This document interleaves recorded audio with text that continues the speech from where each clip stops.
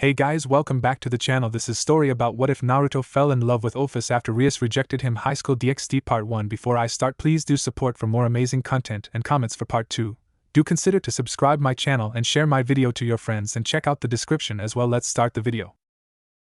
These thoughts echoed through the mind of one whose hands were currently wrapped around a small, seemingly metal, object shaped like a diamond. The object was colored blood red, as if it had been dipped in the substance, and had the imprint of a demonic skull with a pair of crossed blades behind the skull. A strange symbol adorned the center of the skull's forehead the current holder could not identify.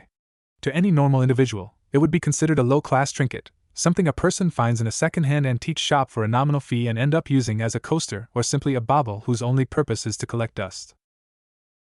Yet through the gray eyes of its current holder, they saw immense power contained within the seemingly unappealing trinket. With each finger tracing across the rough iron of the item, sparks or some form of energy trickled through the skin, bringing the smallest of movements to the attention of individual. With a causal glance, the item was raised to the sky, the light of the moon illuminating all under its brilliant light in an otherwise dark evening. Fingers continued to trace the ridges of the skull emblazoned upon the diamond-shaped piece of metal, placing the thumb in the middle of the skull's forehead, right upon the unidentified symbol. Not one moment later, the finger began to apply pressure to metal center, with small cracks beginning to form, excitement building in the mysterious carrier of the item, whose eyes showed growing interest as strange red wisps began to leak from the cracks. A very small twitch of the owner's blank face revealed their intention to cause greater damage, fully intent on breaking the item. "So this is where you've been hiding, I see." The holder showed no reaction, not so much as a single twitch or a goosebump. The holder's eyes were fully trained on the diamond, though the pressure upon the center had stopped. "Val, your presence isn't necessary right now, leave now." The figure stepped out of the shadows, revealing a silver-haired individual in his late teens. He was clad in red pants with a black shirt and coat. His blue eyes peered down at the individual before him. "You'll have to forgive me, but it's not often you show much interest in anything, thus it's cause to raise some eyebrows. Being born from nothingness, it's hard to imagine anything getting you to so much as crack a smile or twitch," Vala said, leaning against a nearby wall whilst crossing his arms, whilst the figure in the shadows barely turned to acknowledge his presence. "Your curiosity is noted and understandable. Though don't you think you shouldn't be so quick to presume someone will tell you anything simply because you wish to know it?" Vala only chuckled lightly, showing no hint of anger or even care towards the somewhat cold remark. "Perhaps, but you've never really been one to keep secrets, especially from me. Besides, if that piece of metal in your hands plays a part in our mission, I imagine you'd reveal it to us sooner or later. So I figured, why wait?" Ophis didn't respond to the retort, seeing little point in arguing with the silver-haired teen, her gaze remaining on the item in question as Vala moved closer to her. However, he quickly halted when he felt a rather stinging presence in the room, almost as if every step he took to get close stung at him, with miniature needles piercing his being. His eyes quickly scanned the room for the source of his pain and immediately locked on Ophis's form, or rather in front of her form. Managing to make his way close enough to her, he quickly caught sight of a small book before her, open to reveal one of its passages. However, Vala quickly took several steps back as he quickly figured out what the book was. "A Bible? I never pictured you to have any sort of interest in such a childish tome. Especially when there are certain parties present who are less that amused when in its presence." Ophis didn't respond, not so much as moving an inch, yet Vala could sense her using her powers as the book quickly opened, flipping through several pages as if the wind itself were guiding it. It didn't take long for the page shifting to cease and the book to remain open on a specific page. Vala's interest piqued. He slowly advanced toward the tome, making sure to not get too close, lest he suffer the burning pain or headaches any devil would suffer from contact with the book. Taking one fine step, his eyes were able to make out the text on the page. "Book of Revelations, Chapter 6, Verse 3:4?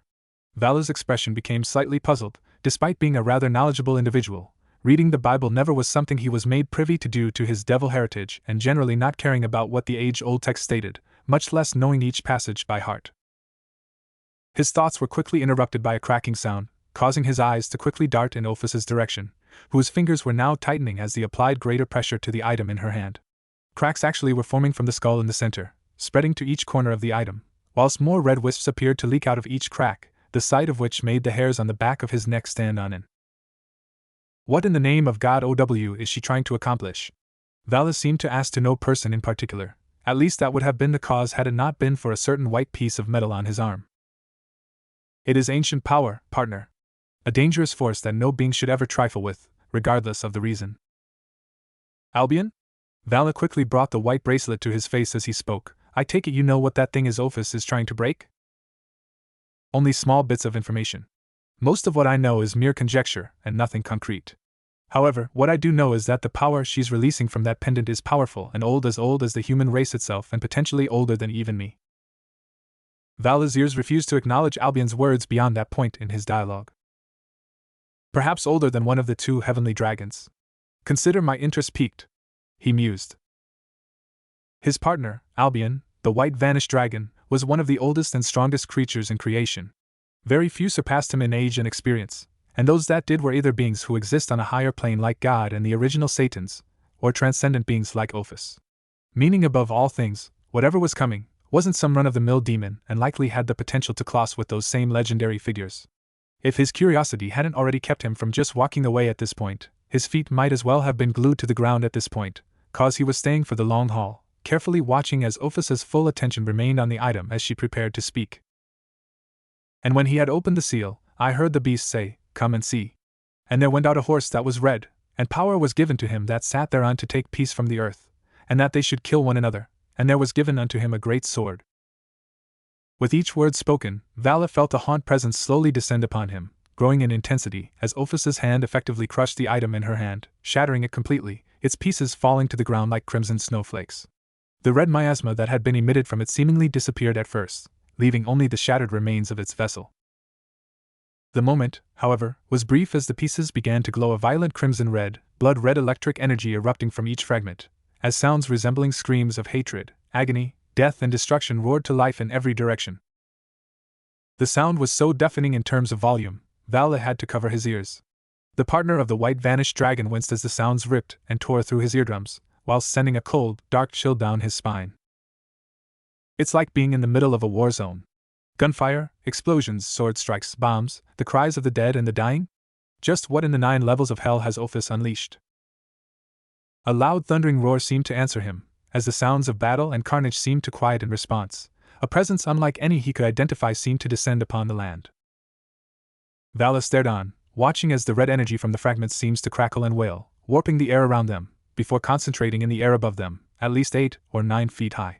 The energy quickly took the shape of a blood-red orb, which proceeded to fire another red bolt of energy at the empty space, roughly 20 feet away from Ophis and Vala. The energy bolt started about 10 feet in the air before going straight down in a 90-degree angle, leaving a glowing dark red line in its wake, before halting at the ground.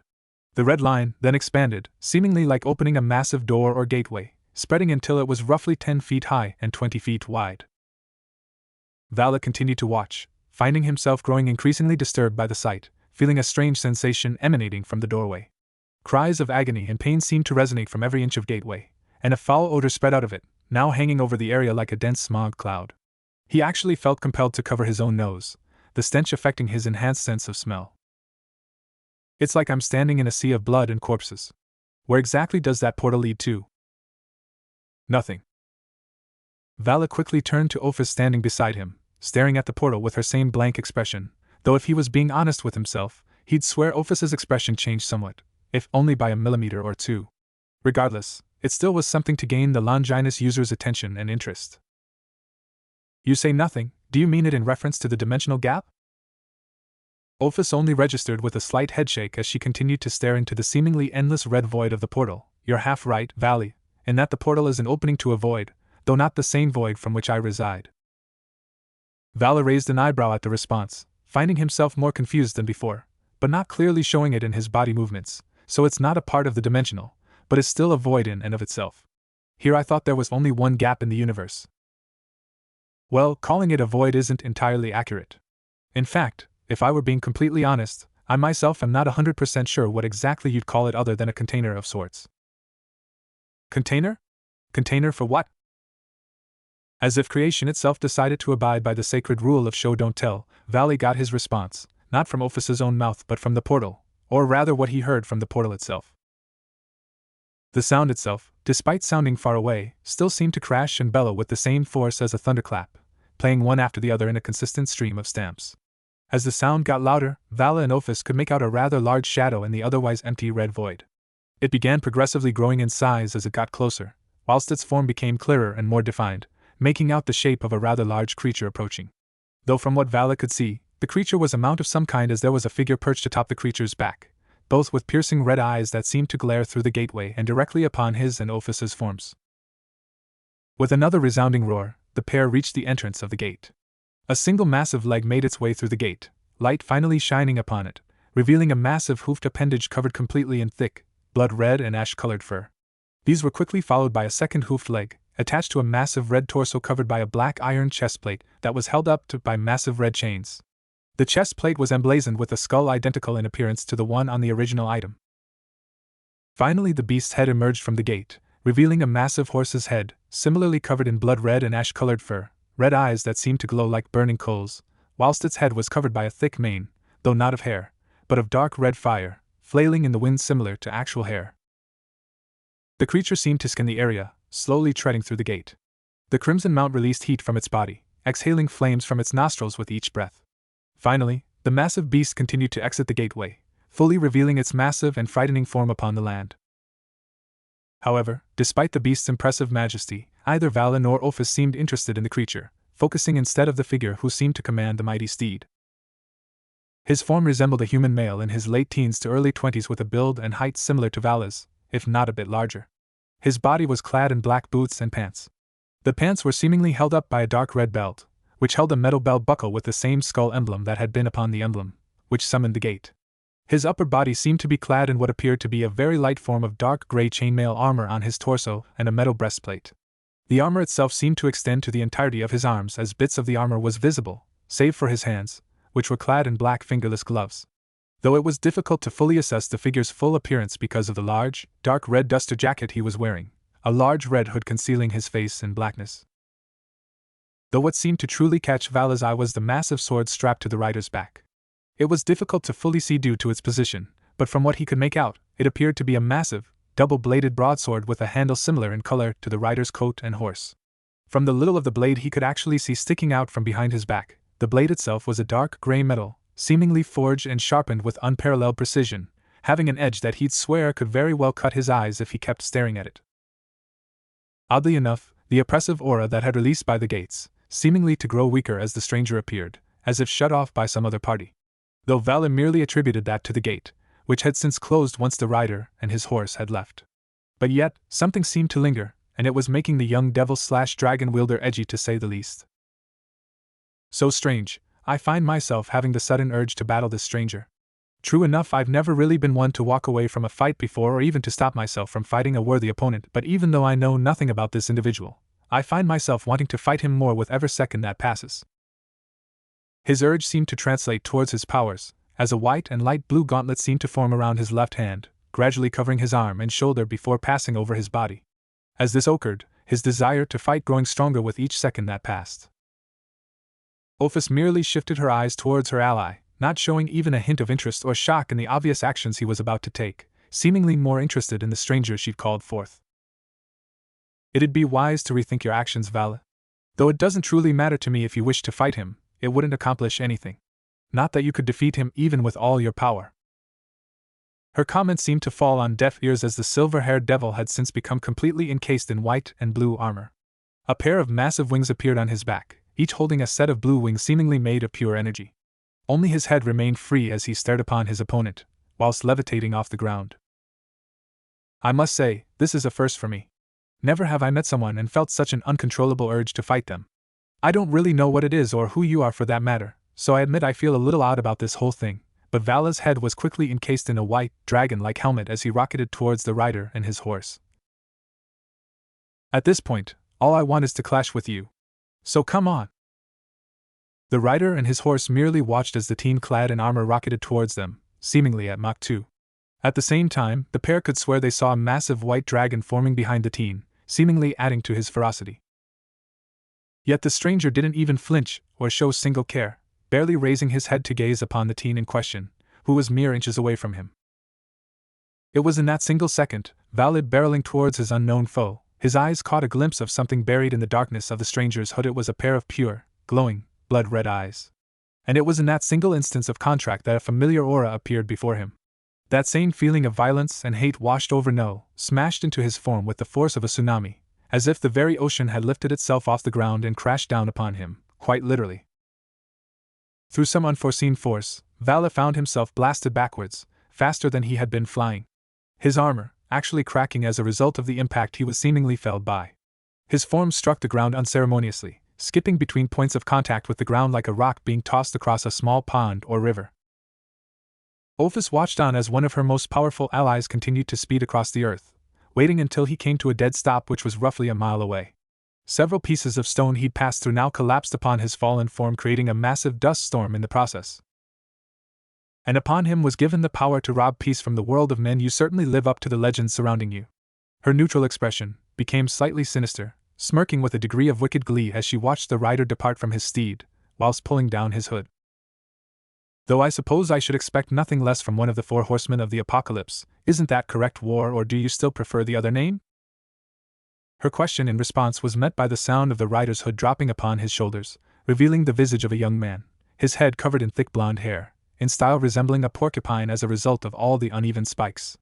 Upon his cheeks were a set of whisker-like markings, making him resemble something of an animal instead of a man, made more frightening by the silted blood-red eyes he held, currently glaring upon Ophis with a look of hatred, who responded with a look of demented mirth. My, there's a frightening look. And here I thought you would enjoy the chance to stretch your legs out here on Earth.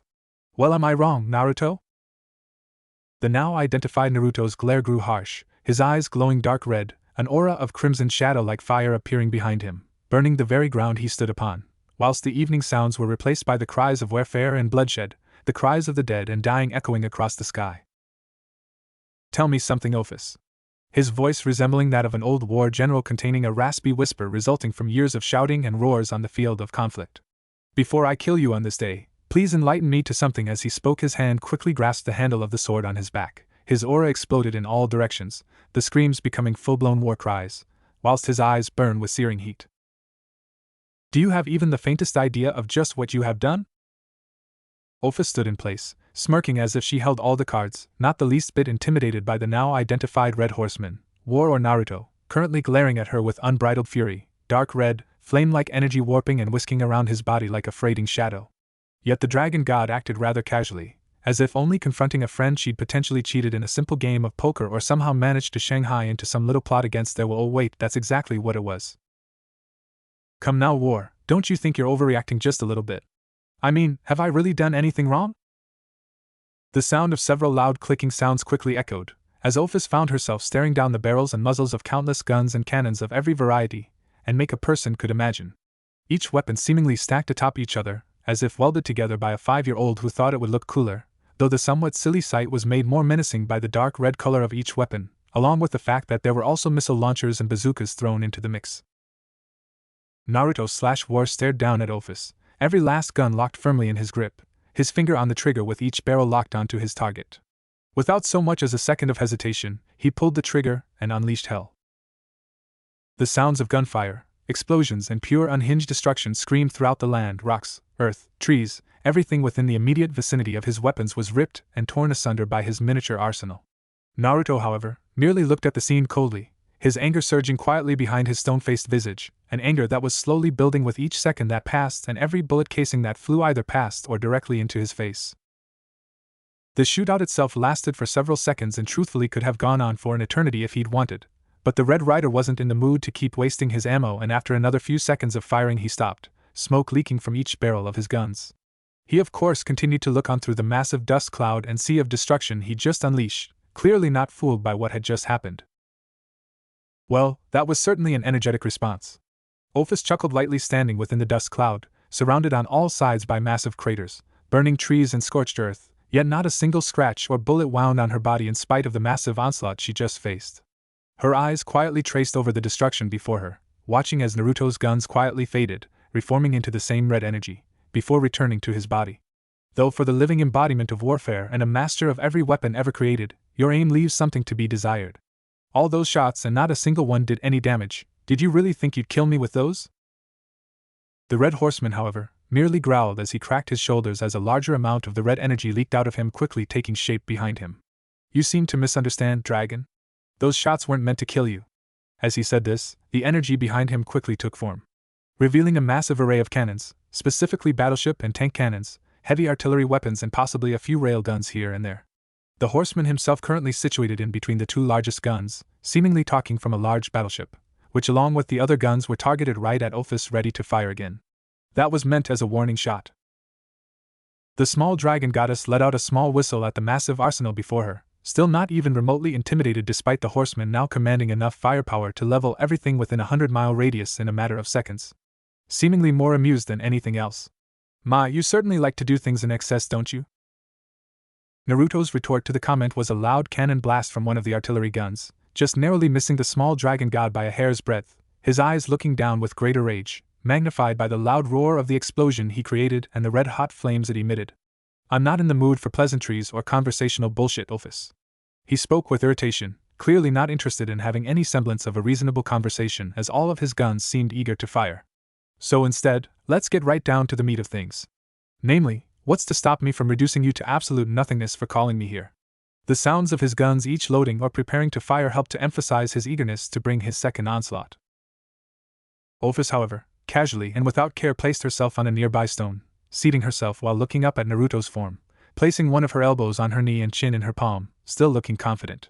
"Well, for starters, if you want to be threatening, I'd say it would be more effective if you weren't only using those little toy guns of yours. After all, you can shoot those off all you want. It'd be no more effective if you tried to assault me a series of water guns." Ophis continued to chuckle as Naruto grit his teeth lightly at the comment, though only doing so in admittance to what she was saying. With a casual wave of the arms, the massive gun assortment quickly reshaped back into the red energy it once was and returned again to Naruto's form as he looked on. "As much as I hate agreeing with you, you're absolutely right, Ophis. I know none of my normal weapons can hurt you, and I'm not one who enjoys blowing smoke up a person's ass." Thus, his hand quickly wrapped around the hilt of the sword on his back, his red energy forming a mini tornado around his body, causing his jacket to kick up in the wind, the loud screams of war-torn soldiers and civilians howling in agony and fury, war's own eyes glowing red. Ophis actually raised an eyebrow at the sight before her, though still acted in control. "You're actually willing to pull out ruin? Just to threaten me? These peaceful times really haven't done wonders for you, have they?" Naruto didn't even respond as he slowly began to pull his sword from his back, the red energy around him increasing in size, speed and intensity with each centimeter it grew free. "Let's try to stay on topic, shall we? Now I'll ask this one more time, and please consider your response very, very carefully. Why, on this or any other plane of existence, should I not take out my sword and obliterate your very existence down to the last molecule and electron?" Ophis only frowned at his response, shaking her head calmly as she jumped off her seat. "Always so impatient, you'd figure someone with all your experience would have learned the value of patience. More to the point, do you really think you can threaten me? You and I both know that as strong as you are, you still come up short compared to me." The horseman merely growled in response, "I think I'll take my chances. Besides, it's not like you can kill me, so really you don't have much to threaten me with either." Ophis stared blankly at the rider. "Honestly, I'd figure you'd be far more cooperative. This little offer I have would actually give you a shot at several members of the three factions. Certainly you'd love nothing more than to wipe a few of them out, wouldn't you?" The blonde horseman didn't seem to resonate well with the response, hands still firmly latched on his sword. "And why on earth do you think that is a good enough reason for me to even consider helping you? If that's your only means of securing my cooperation, then I'd say you're a few cards shy of a flush, Ophis." And here I'd heard that of the four horsemen, it was the Red Horseman of War, who seemed to have an especially deep and bitter grudge against the three factions. So deep, in fact, he'd have no qualms killing any of their members if given the opportunity. She smirked as she explained her reasoning. "You can't honestly expect me to believe there isn't some merit to those rumors. Rumors, no matter how extravagant, always have some basis in fact. Why, we ourselves are living examples of that. So you can't tell me the idea doesn't intrigue you." The horseman, however, continued to unsheath his blade, the angry cries it released growing louder and more violent. The sheer amount of bloodlust it emitted was becoming so palpable Ophis could swear she could taste it on the wind. "Regardless of whatever truth there may be to your claims, I still follow the rules of Armageddon and laws of creation. No grudge I hold would make me go against those ironclad rules." Also his eyes slowly became somber, his young face more resembling an aged veteran who long since be broken by decades of battle and conflict. "I'd never let any petty hatred I have blind me to where I'd willingly tear this world apart, not for any reason." His look of fury returned in full as his sword continued to reveal itself. "So unless you have some other card to play, I suggest you ready yourself." Ophis could only sigh in response, shaking her head in annoyance. "I tried allowing you a willing choice in this endeavor, and you spit it back in my face. Though I suppose that's part of the reason I chose to summon you." I doubt pestilence or famine would be nearly as accommodating as you've been. Still, if you're still so quick to start a fight, I guess there's no other option but to play my ace in the hole, so to speak, and make the choice for you. Her hand quickly dove into her shirt, Naruto feeling the urge to tense up at the action, but held himself back. She's not stupid enough to even try to pull some kind of weapon out against me. No matter how powerful she may be, there isn't any weapon, forged or born, that I haven't mastered. His confidence quickly drained, however, once he saw what Ophis pulled from her shirt. The item in question were 3 very familiar-looking pieces of metal, each in the shape of a diamond, with several intricate symbols on them. However, there were slight differences that helped distinguish them. One of the items was onyx black or just black in color, with a skull upon its face, but with an old-fashioned pair of scales behind it. The second was sickly green in color, the skull seeming somewhat rotted, with chunks of bone missing and a bow and arrow hidden behind it. Finally, the last diamond appeared bone white, or sickly pale in color, the skull sporting a single-bladed scythe behind it. Each diamond giving of an aura not unlike the previous red one, though each seemed far more powerful and frightening. Naruto, however, didn't notice the aura, instead his mind and eyes quickly seeing nothing but red, as his energy and aura literally exploded around him, his entire body seemingly changed into the same blood-red energy he summoned. The seals. Where did you get those? Ophis regained her confident grin, quietly placing the seals between her thumb and forefinger, clearly indicating her interest to break the seals, resulting in Naruto's aura quickly dying down. My, it seems the Red Horseman isn't as battle-hungry as I originally perceived, if he's so easily brought to a halt as the mere action of holding a few pieces of metal. Then again, I'd be more than happy to comply with your request and even have a pleasant discussion, if you would be a little more accommodating. To emphasize her point, Ophis applied a slightly heavier amount of pressure on the 3 seals, not enough to break them or anything of the like, but enough to get the horseman to release his hold on his sword, but his aura still remained strong. Are you really willing to play this little game, Ophis? You and I both know what'll happen if you break those seals. After all, my brothers aren't like me, they don't believe in things like patience, mercy, or proportionate response. And I know they'd soon face extinction than bow down to you. Hell, famine, and pestilence would sooner ravage the planet than listen to your. And I know you're not so arrogant to think you could control my oldest brother. He doesn't bow to anyone, least of all you. Ophis actually seemed to agree with his words, only meriting a carefree smirk on her face as she placed the seals between her 2 hands. You'd be right in your assumption. Your 2 older brothers are a pair of loose cannon catastrophes I couldn't hope to control through any means. And you last brother, well, my reasons for not summoning him are self-explanatory.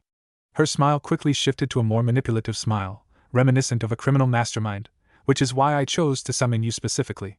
You're the only horseman who has any semblance of honor, and the only one who isn't so blood-hungry that he wouldn't just set this entire planet on fire for shits and giggles.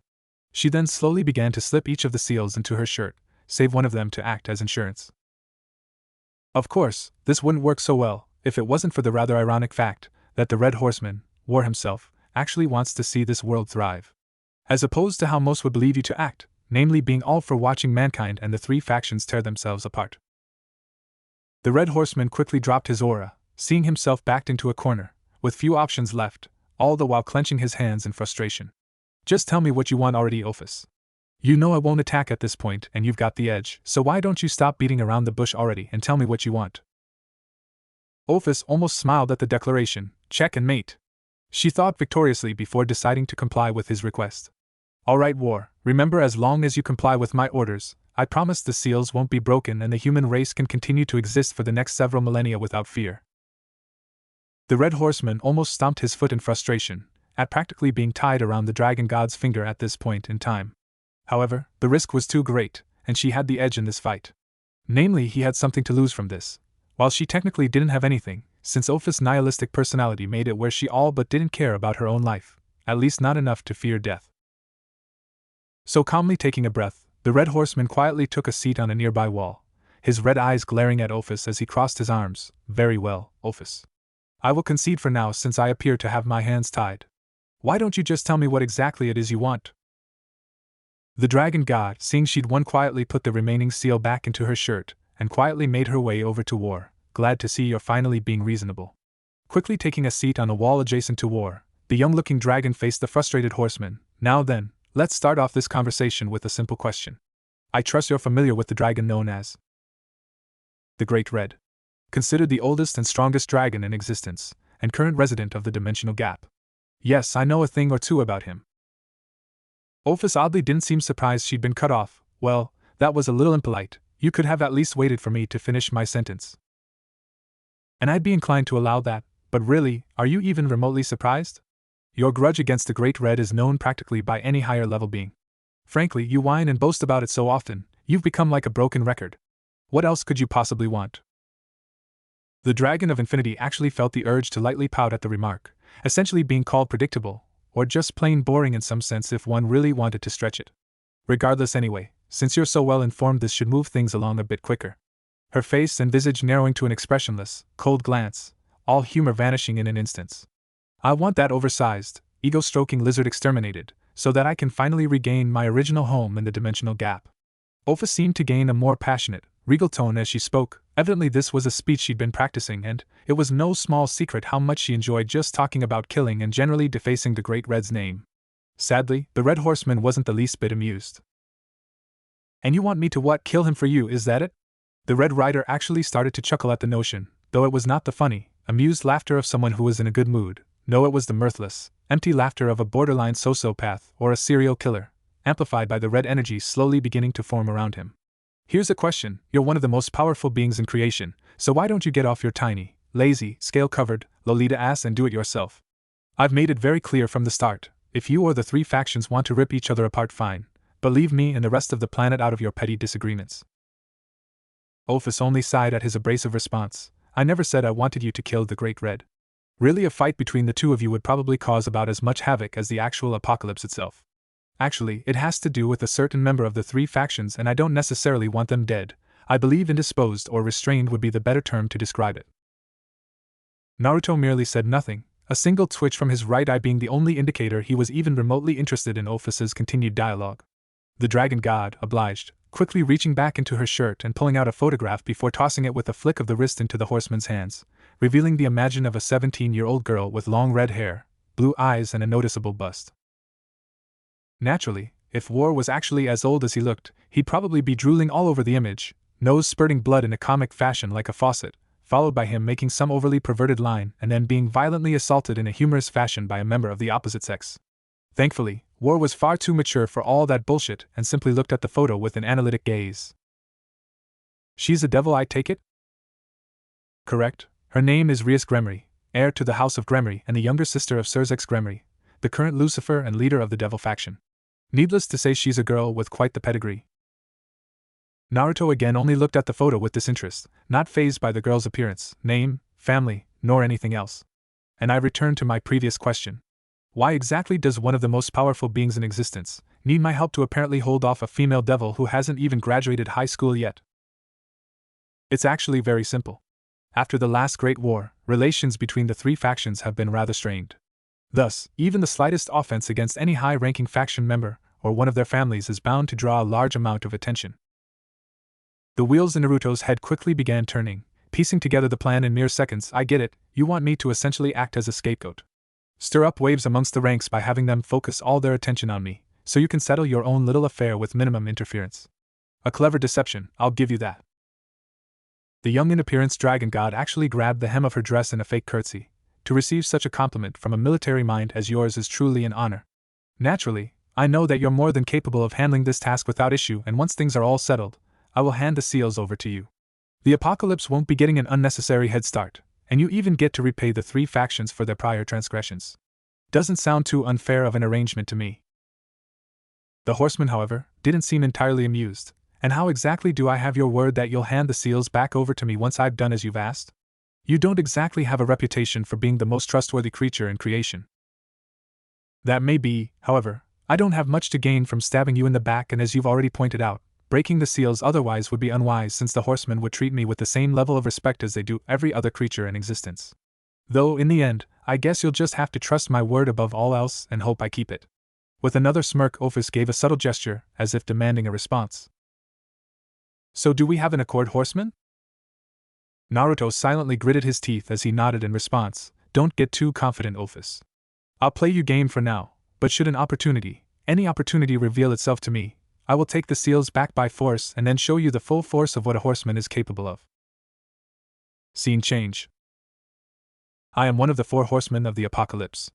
A master of unarmed combat, weaponry and battle strategies, and I'm currently spying on teenagers at a Japanese high school. Nothing in that sentence sounded right. These thoughts ran throughout the horseman's mind as his eyes quietly observed the daily workings of the students of Ko Academy, a high-class Japanese school, of which his target, Rias Gremery, was a student of. After he begrudgingly agreed to Ophis's request, he immediately demanded what information she had on the girl, primarily where to find her, leading him to perform some necessary recon on his target. Hey, you guys see that thing in the tree? I think it's a bird of some kind, maybe a hawk. Dude, don't be an idiot, hawks aren't that color, and they don't even live in this area. You really need to pay more attention in class.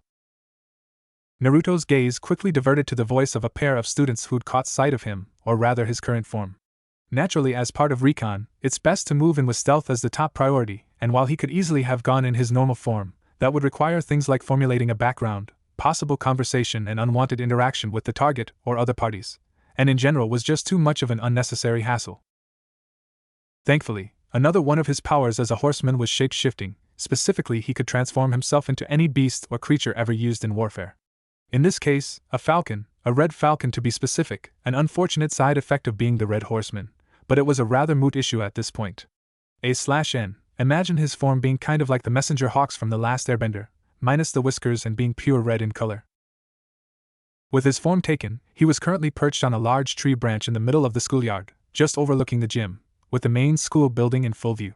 Though, with his precise gaze, he firmly locked onto the abandoned school building, around 200 yards away. Ko Academy Schoolhouse. Originally abandoned almost 2 decades ago, before it fell into Rias Gremery's control and since acts as her main base of operations, protected under the disguise of the supposed occult research club. He mulled over some of the additional data Ophis had given him regarding the Gremery girl and her activities, himself silently acknowledging a slight degree of intelligence in the plan of using a club to help disguise their unusual activities, read, supernatural. It definitely wasn't the worst strategy in the world, since he'd certainly heard of stranger or dumber ways to conceal such activities. But still, a club that's so exclusive you need to be invited just to get into it, and only consists of the school's most popular and elusive students. How have the other students not tried to learn more about the club? They must have to erase students' minds on a daily basis. Snapping from his thoughts for a moment, he focused his scope-like vision at the nearby window of the schoolhouse.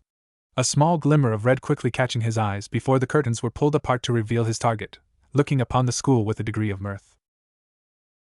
And lo and behold, the Gremery princess makes her appearance.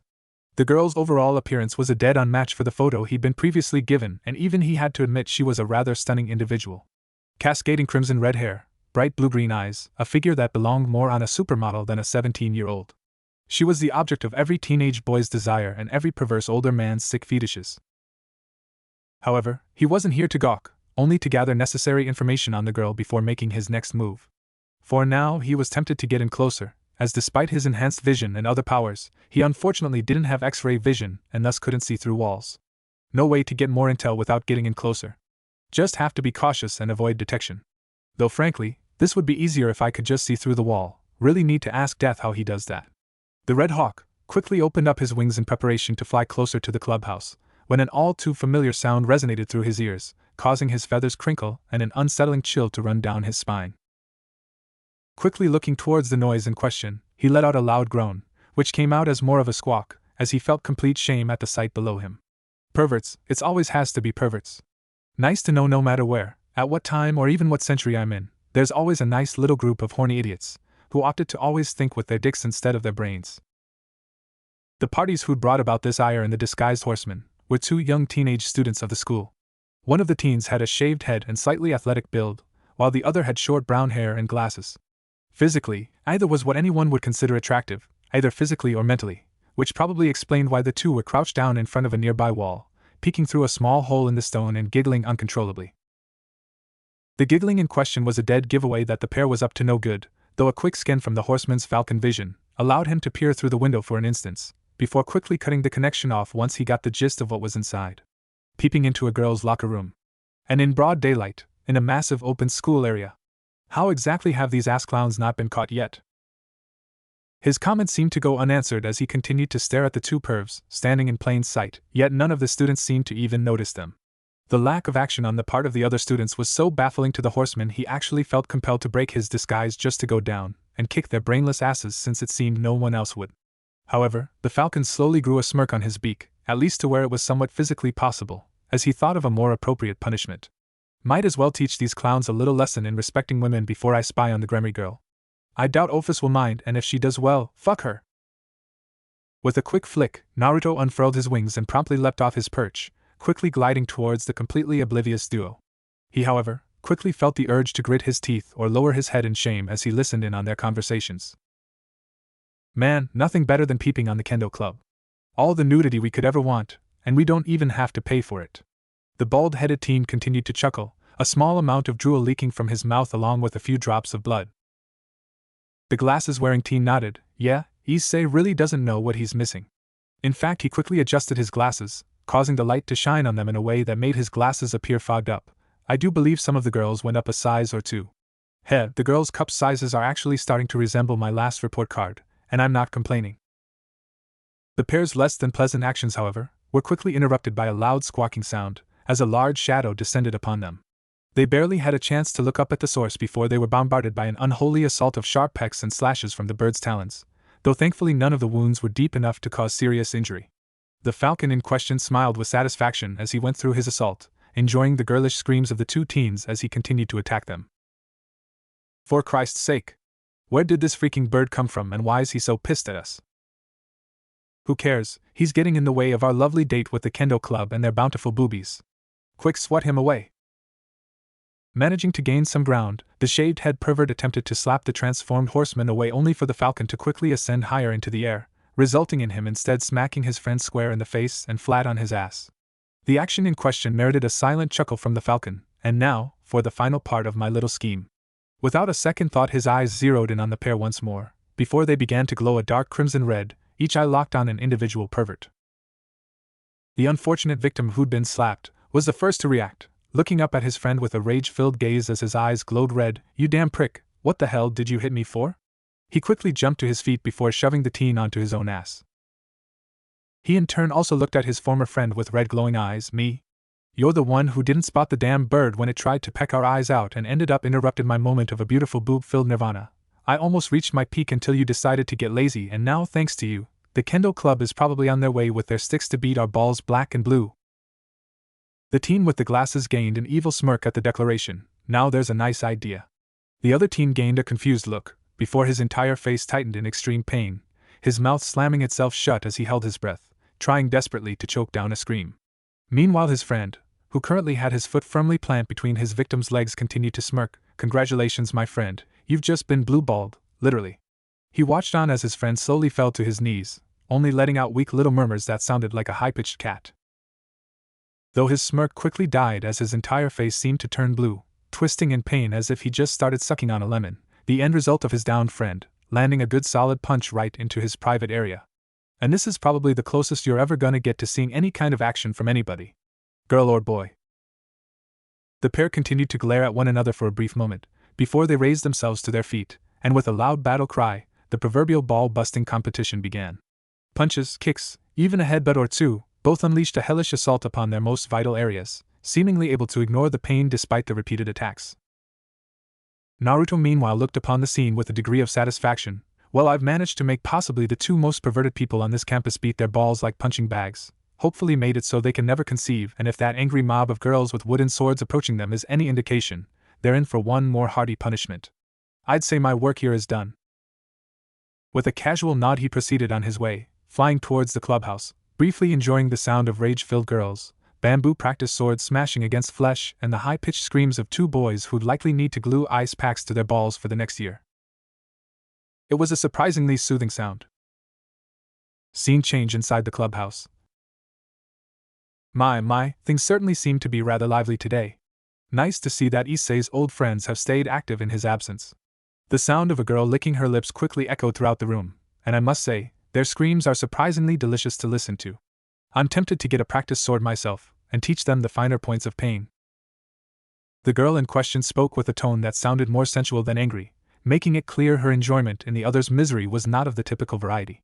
The person in question was a surprisingly beautiful and noticeably well-endowed young woman, with long black hair and a ponytail, tied with an orange ribbon, with a pair of purple eyes that screamed seduction and pain for any who dare enter. A sound of crunching echoing nearby revealed a much smaller girl, with light silver hair and yellow, cat-like eyes, a small, black cat pin holding up her hair. She herself casually observed the sounds of pain resonating across the campus, showing no interest, disgust, or any emotion if you were just going by her facial expression, which was about as neutral as you could get. Perverts deserve to get beaten up. Her voice was eerily monotone, meriting a chuckle from a young boy with blonde hair, blue eyes, and a Bishonen-like face. I'll admit they aren't exactly the most tolerable people on campus, though if I was being honest, they seemed a little off today. They may fight, but from what Issei's told us, they've never been known to be so openly violent towards each other, or so bad at concealing themselves. The strapping young man explained. The black-haired sadist nodded. I don't suppose it could have anything to do with the little spy we have looking at us in the window? All eyes collectively darting towards the red falcon currently gazing at them from a nearby branch, especially when you consider that falcons aren't native to this particular area and I'm fairly certain they don't come in that particular shade of red. What do you think, Bucho? There in the center of the room, sitting behind a rather expensive-looking hardwood desk, chin resting on her intertwined hands, with a calculating look on her face, was the heir to the house of Gremory and Naruto's intended target, the crimson-haired Rias Gremory. Her blue-green eyes quickly locking with those of the falcon, easily able to tell from a single glance it wasn't a normal bird, beyond the observations already made. I think it's safe to assume that whoever or whatever that creature is, the fact that it specifically chose to spy on us means they must be aware of who we are or at least have some degree of idea regarding our identities. Given his close proximity, I'd say it's best to not beat around the bush, and just see what he has to say. She quietly gestured towards the window. Akino, if you'd be so kind as to allow our guest in, it'd be rude to just ignore him at this point. With a chuckle, the young girl made her way to the window. Maybe we should get him a dead mouse to help tempt him in. It would be kind of silly to just open the window and assume he'll fly right into the room. The girl quietly unlatched the window and opened it up, allowing the air to flow into the room as her eyes quickly locked onto the falcon's own eyes. Naruto honestly didn't know how to react. Well, they aren't completely oblivious, which I suppose is good depending on who you're asking. Then again, given these rather peaceful times, that's to be expected. Quietly opening his wings up, he prepared to take flight. Since they know I'm here, might as well oblige them. No point in dragging this out if I don't have to. He quietly flew into the room through the window, before halting midway in the air in the center of the room, keeping himself airborne through repeated flaps of his wings, gazing upon the Gremory girl, her servants all observing the matter rather calmly yet staying alert. I suppose introductions would be in order, though I'm thinking that would be easier if we spoke face to face, unless you'd prefer to stay as you are? The Gremory girl spoke in a regal tone, almost acting as though she were a king speaking with one of her subjects. Naruto, taking a hint, stopped his flapping as he quickly wrapped both his wings around his body. The wings in question quickly extended outwards and quickly stretched to the ground, slowly replacing red feathers with red fabric, all the while the rest of his body also transformed. The black talons on his feet quickly grew in size, slowly fusing together into a single foot, wrapped in black boots, his legs also changing into more human-like legs clad in black pants. In a matter of seconds, what was once a 3-foot-high falcon stood a 6-foot-high individual in his late teens, quickly unfurling his now reformed duster jacket, revealing his face and figure to the world, blue eyes looking upon the parties in question with interest, though his focus was primarily directed towards his intended target Rias Gremory, quietly sizing her up with his eyes. Very well, Miss Gremory. Let's talk. The eyes of the club remained trained on the stranger before them, Akino letting out a small whistling noise at the transformation that just took place. Era. Quite the flashy entrance you have there. Were you trying to be intimidating or just felt like showing off? The Red Horseman didn't say anything, his eyes instead quickly scanning the room over, along with the 4 teens he currently stood in the presence of. If I'm being perfectly honest, that's really just how the transformation works. I wasn't necessarily trying to be flashy intentionally, but I do admit it is fun to do every now and again. His rather casual tone caused an eyebrow or two to be raised, the group half expecting the man to react in a slightly more hostile sense and all but demand to move the conversation along. The Red Horseman walked a few steps looking over the room itself, though if you want to talk about being flashy, this room seems to fall into the category. Expensive furniture, eerie-looking candles, and he paused as he looked to the area near Rias's desk with a raised eyebrow. A built-in shower? Didn't realize devils were so hygienic these days. Rias kept her eyes locked on the stranger as he observed the room, paying attention to his movements and energy output. I find taking a shower to be a nice way to unwind and wash away any anxiety after a long day of school and devil business. It's really quite therapeutic. Naruto nodded at the acknowledgement, contemplating actually taking a seat on the nearby couch, though quickly held himself back, partially due to the small silver-haired girl seated firmly nearby. really wasn't in the mood to start a fight right now, no matter how easy it would have been to win. Rias, meanwhile, remaining seated at her desk with her fingers interlocked, causally observing the stranger. All pleasantries aside, I feel it's important we get down to the meat of things. Namely that you should be aware that this area, especially this school, is territory under the House of Gremory. Thus any parties who enter here are to act with a certain degree of etiquette, and behave accordingly, at least those of a supernatural perspective. The Red Horseman had to restrain himself from smacking his head in annoyance at the declaration. So this little high school girl is in charge of this entire city, and here I thought the three factions only acted like children, but apparently are also okay with putting actual children in charge. Unbelievable. Naruto, maintaining his composure, lightly crossed his arms over his chest, a slight look of annoyance in his expression. Last time I checked, this land was a part of Japan and wasn't under anyone's ownership. Especially when you take into account that as far as everyone who attends this school is concerned, this school and all territory in the immediate vicinity is land that anyone can use, with it not belonging to any one group of people. He actually broke out into a small smirk for a moment. Plus it's rather arrogant of you to say this land is your territory, since that little demand only works or applies to people aware of your heritage, which are few in number. Hence throwing you so-called weight around like that makes you seem a little conceited, don't you think? The Gremory group seemed a little surprised by the response, with both Kiba and Kaneko only being slightly shocked and raising their respective eyebrows, while Akino and Rias took it with a little more impact. Typically just mentioning her family's name in casual conversation was enough to get compliance out of most, even managing to deter fallen angels in the past. Yet this one didn't even seem interested. In fact, his very countenance at the remark seemed resemble an adult listening to a child brag about one of their friends to another. Shaking off the shock and apparent lack of respect, the Crimson Princess continued, "Well, regardless of how you view the situation, the fact is that while you are in this land you'll abide by the rules set forth by the House of Gremory. Meaning any acts of violence you perform will potentially be seen as an act of aggression against my house, and you will suffer consequences for it." Her tone made all but clear she was confident in her threats carrying significant weight, obviously having gone through this same song and dance routine in the past, with prolonged success. Unfortunately for her, Naruto wasn't the kind of person to take this sort lying down. So on top of being arrogant, she's completely okay with starting a war for the smallest offense. And here I thought I couldn't hate the three factions more than I already did. The Red Horseman continued to stare at Rias, now contemplating the proper response to her declaration. Though his hesitation made Rias smirk unaware of his thoughts, seems he finally got the message. Her smirk quickly dropped, however, as he spoke. "So when you say act of violence, exactly how far does that pertain?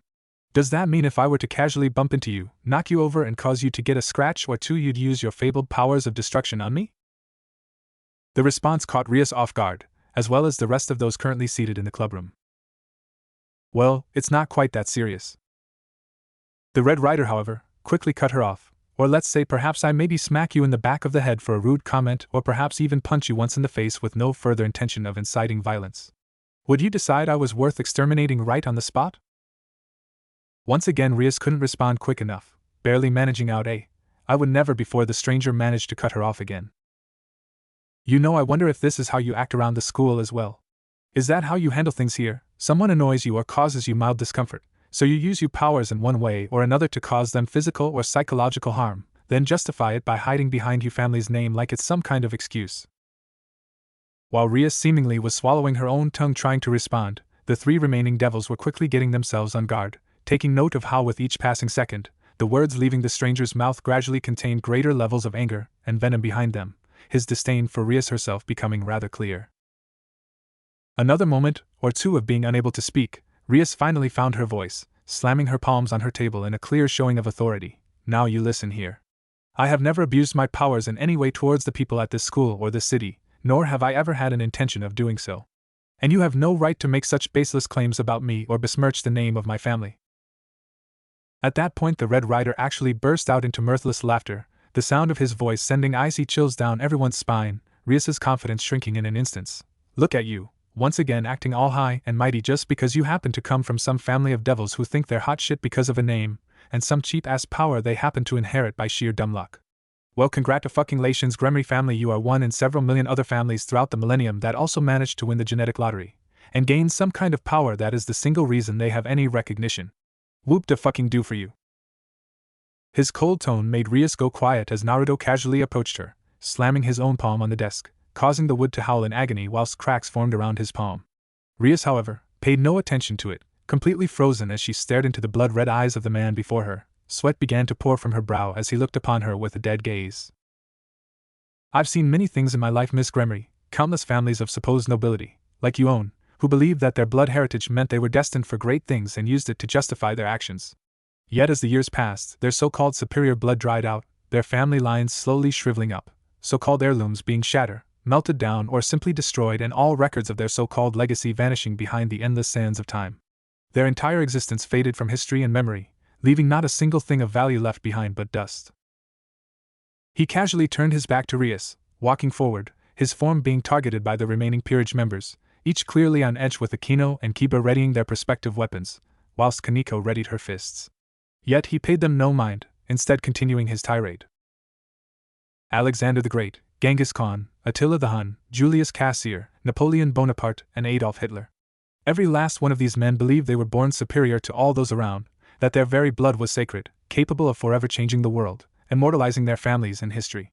Yet eons later, most of the current generation can barely remember, or even spell these figures' names, and very little of their supposed legacy remains, gradually fading from memory.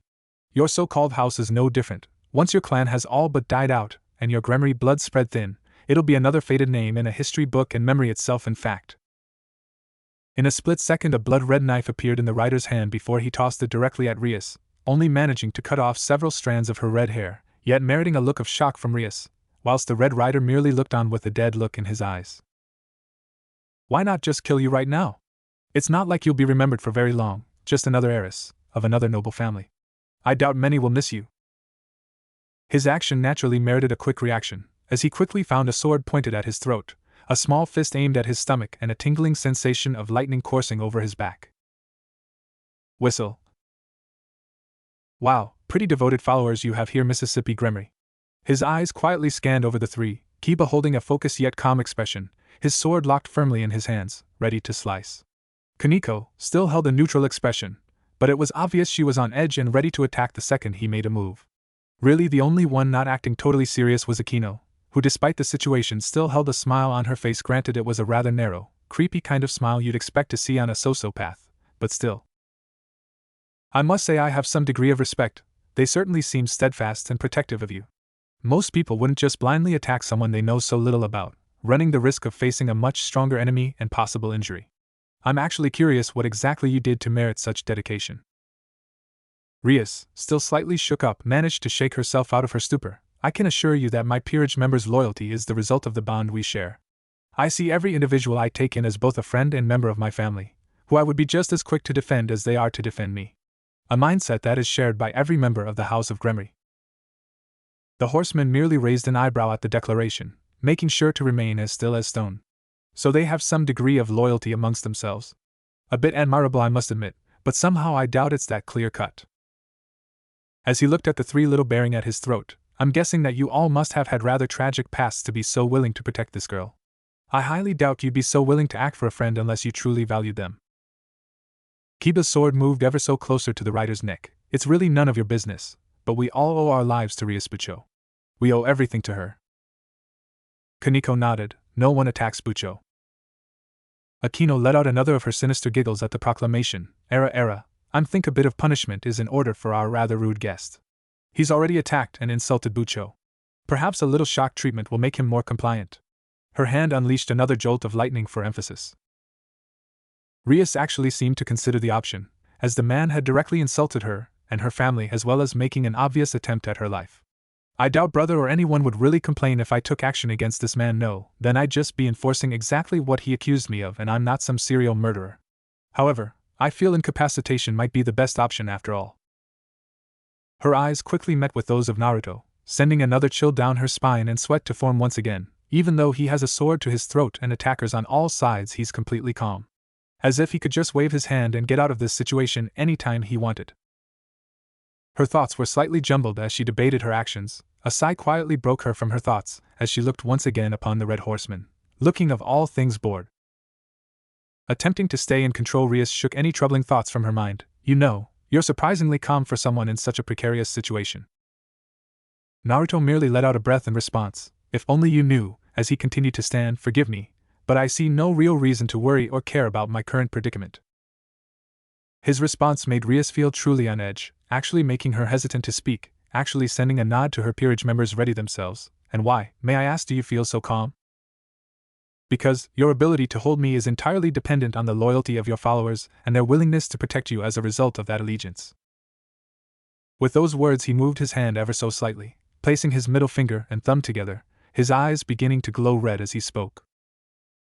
And loyalty, Miss Gremory, like any bond, no matter how strong, can be broken.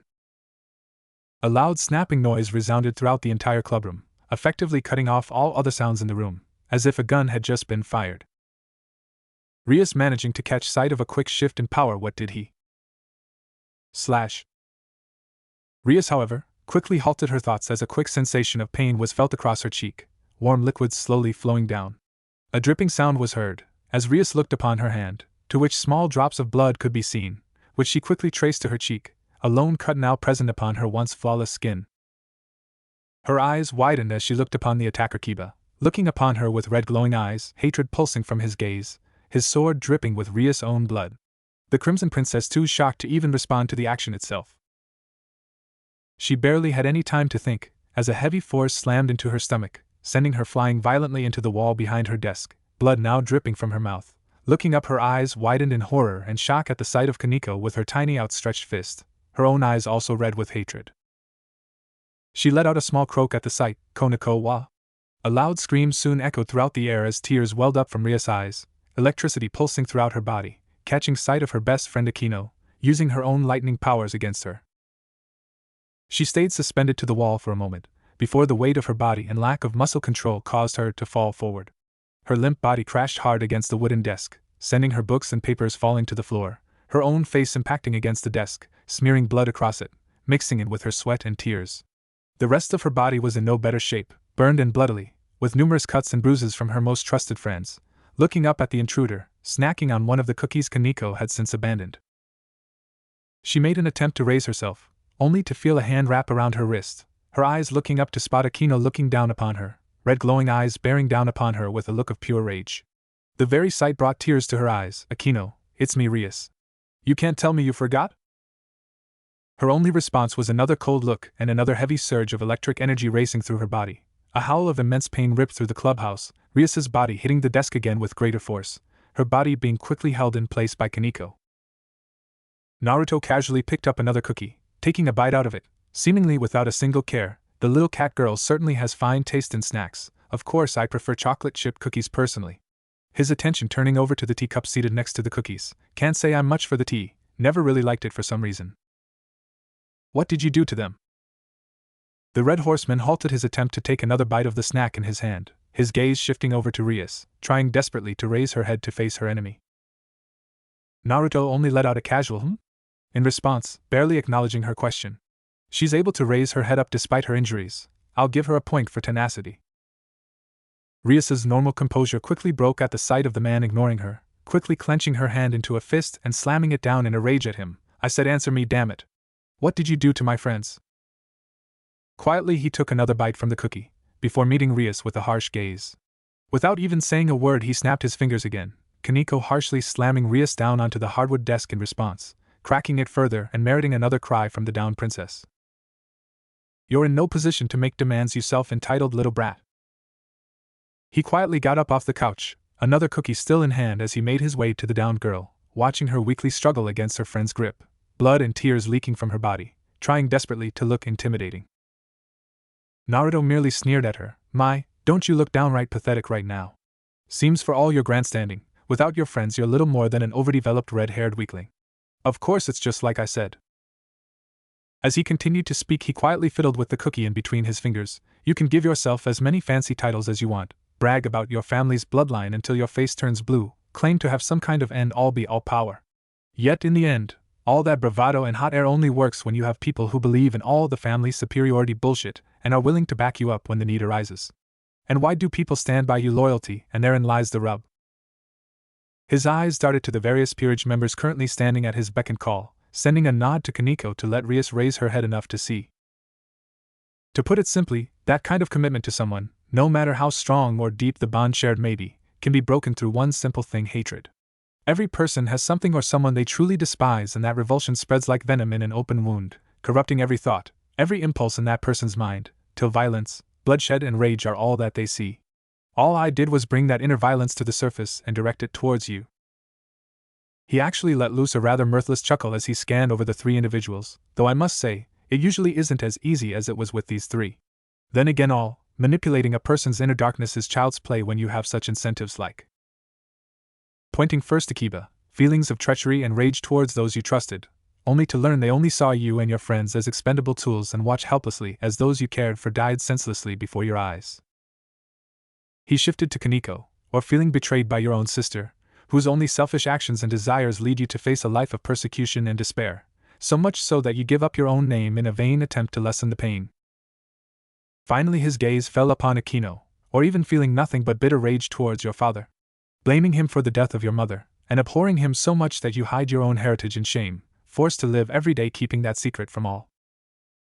He slowly made his way towards the captive Rias, holding a cookie in between his fingers, fiddling with it as he moved. Bring all that hatred to the surface and you become a general with no army, and any title or rank you once held equates to jack and shit. Just another nameless individual who, with a quick application of pressure, the cookie was reduced to dust, breaks just like the rest. He quietly dusted his hands off, looking upon the girl before him, rolling his eyes as he watched her continue to struggle somewhat. Quietly turning his back to her, not the least bit bothered by the cold glare she was attempting to give him. "You can glare at me until your eyes burn out. It won't change your situation. Then again, if you're so adamant about acting tough in spite of everything." With another snap, Rias felt a weight remove itself from her back, managing to raise her body up, only to regret that decision. Her three friends and allies were each facing each other. Kaneko's fists were raised, Kiba's sword beginning to glimmer, as he readied his sacred gear. Akino's palms began to glow and pulse with electric energy. Her gaze quickly shifted to Naruto, once again looking at her with a dead, almost empty gaze. "I could make them turn on each other, until one is left standing." He casually raised his hand, much like an executioner's axe. He prepared to unleash the trio on each other as he looked at Rias with soulless eyes. "So tell me, Ms. Gremory, do you still feel in control?" Rias didn't have a chance to say anything, though it wasn't because Naruto moved too fast for her to react or anything, rather because someone managed to beat her to the punch. "Bucho!" Rias's tear-stained eyes widened in surprise and joy at the sight of the doors of her clubroom bursting open, revealing a brown-haired teen barreling into the room with a determined look in his light brown eyes. "Rias Bucho?" Another voice echoed in the room, as the boy who had just appeared was followed swiftly by a short girl with long blonde hair, green eyes and overall innocent look to her. The Red Rider merely felt the urge to groan at the pair's arrival. "Wonderful, there's more of them. As if this already tedious task wasn't enough of a pain in my ass, now I have to deal with these two." Issei, Asia, Rias's previously held worry was replaced slightly with relief at the sight of her two remaining servants/friends. The pair meanwhile looked upon the situation with a mixture of confusion and horror at the current state of both Rias and the makeshift Mexican standoff their friends were currently in. Issei in particular seemed especially surprised. "Kiba, Kankyo-chan, Akino-senpai. What's with you guys?" The three were silent, none so much as twitching in spite of the boy's entrance, or his calls. Seeing no reaction or words from the three, the teen moved his attention to the other figure in the room, namely the blonde-haired teen in the red duster jacket and big-ass sword on his back, currently with his hand held up in a snapping position. Issei, while an idiot who spent more time reading and watching porn than pretty much anything else, was not so stupid that he couldn't put two and two together. With a glare and flick of the wrist, Issei's arm was encased in bright green light and a red and gold gauntlet formed around his arms, the bright green jewel in the middle of the hand crying out, "Boost." The sight merited a slight eye raise from the Red Horseman. Looking at the gauntlet with slight interest, seems the Gremory girl managed to get her hands on a Longinus user. And wouldn't you know it, it's Drag, the Red Dragon Emperor, also known as Boosted Gear. First the White Dragon Emperor, then Ophis, the Gremory heiress, and now the Red Dragon Emperor. I swear, this city is like a clusterfuck of supernatural entities. His continued thoughts were halted by the teen's own heated gaze towards him. "You're the one who hurt Bucho, didn't you?" As he spoke, his gauntlet-encased fist increased in grip, the armor again screaming "Boost." The Red Horseman again acted without any real care at the boy's attempts to scare him, actually shoving his hands into his pockets as a clear sign of indifference. Not really, as you can see by the look of things, her three comrades were the ones that battered and bruised her. The only thing I'm guilty of hurting in this room is her desk and pride. His response received another loud cry of boost from the teen's weapon, followed by punch to the face or attempted punch, as the horseman easily avoided the strike, casually moving his neck out of the way, using on the bare minimum of movement to prevent contact, now getting an up-close look at the boy who was glaring at him angrily. "Don't you dare lie to me. Akino-senpai and the others would never hurt Ryusubucho. I know you did it, and I'll make you pay for it." His anger and killing intent quickly increased with every passing second, his gauntlet letting off another boost cry. Yet again the red horseman didn't even flinch at the declaration, only sighing again, like looking through a mirror. Okay, a cracked mirror with a lot of dirt all over it, but still. "I can't believe there was a point in my life where I was this reckless." The kid's way too confident for his own good. Looking again at the teen, the horseman's eyes shined red again, attempting to influence him like the others. Yet strangely enough nothing happened, as Issei wound his gauntlet-clad hand back to deliver another blow. "Well, that's interesting." The boy wound himself up for another attack, ignoring the cries of the slightly recovered Ryus, attempting to get him to retreat. His fist, however, never even got the chance to launch, as a crushing force latched itself onto his face, brutally slamming the teen onto his back and into the hardwood floor, caving it in slightly. He barely managed to open his eyes to look up, before another force quickly pressed down onto his sacred gear, preventing him from moving it despite the gear continuing to power him up. At the same time, another crushing force landed directly into his sternum. A loud cracking sound echoed through the room, with a brief rasp of a scream escaping the boy's mouth, who found his attacker's left foot placed firmly on his chest. All the while his attacker continued to look upon the boy with slight interest. Well, this certainly is rare. The kid defiantly has hatred inside of him, and it's likely under normal circumstances he'd been like any other. However, in this kid's case the horseman shifted over to the Gremariere, being tended to by the blonde girl, seemingly healing her with her own sacred gear, Twilight Healing. Both parties seemed rather fragile at the moment, completely beside themselves with fear and panic for the boy he currently had under his literal heel. Seems the boy's love for the Gremary girl is so strong, it's actually drowning out any hatred he has inside of him. Though it also seems like that's mainly due to the sheer amount of perversity running through this kid's head. I honestly don't know whether to be impressed by that or downright embarrassed that such a person exists. Then again, now's not really the time for that. The horseman continued to look at the teen, a bit of pity crossing his eyes as he continued to struggle with what little might he could muster up to free himself from the horseman's grip, still willing to fight on to protect his friends despite everything. Kid's got guts, pity that alone doesn't win you much in the end. "You're wasting your time, the writer spoke calmly, halting his enemy's struggles for a moment to listen in. "Even if that boosted gear of yours keeps doubling your strength from now till the next decade, you still won't be able to move." His only response was another grunt of exertion from the teen as he continued to struggle. "You can say that all you want, pal. I don't give a damn what you say. You hurt Ryus, you made her friends attack her and made her cry. I don't care how strong you think you are, I'll still kick you ass." "Is that so? You really think you can still win in spite of your situation?" Issei didn't respond to the question, causing the horseman to let out a tired sigh at his stubbornness. I don't know if becoming a devil made this kid so stubborn or if he was just born this way. But it seems he just isn't getting the message of who's in charge here. Oh well. With a quick flick of the wrist, a red desert eagle quickly appeared in the rider's hands, before he promptly pointed the barrel directly in front of Issei's mouth. The action merited looks of shock, horror, and panic from all those present in the room not currently under mind control. Not more so that Issei, whose confidence seemed to drop rather quickly at the sudden change. "Well, seems you and your king share some things in common. You both like to talk big and act tough, until you find yourself in a less favorable situation, like having a gun shoved in your face, that you suddenly lose all that bravado." He paused for a minute as he cocked the gun, merited another panicked look from the teen. Of course, it probably doesn't help that the bullet in this little gun has the same amount of destructive force as a hydrogen bomb. So that probably makes being even remotely confident kind of difficult. Certainly enough, that last term was enough to net a collective horrified look from the last three people in the room that was able to think straight. "Why you're be bluffing? You'd whiling and nuke the entire sea city." Ryus tried to call out with some bravado, but was contrasted with her tear-stained face. Asia meanwhile simply looking at the rider in pure horror, barely containing the tears running down her face.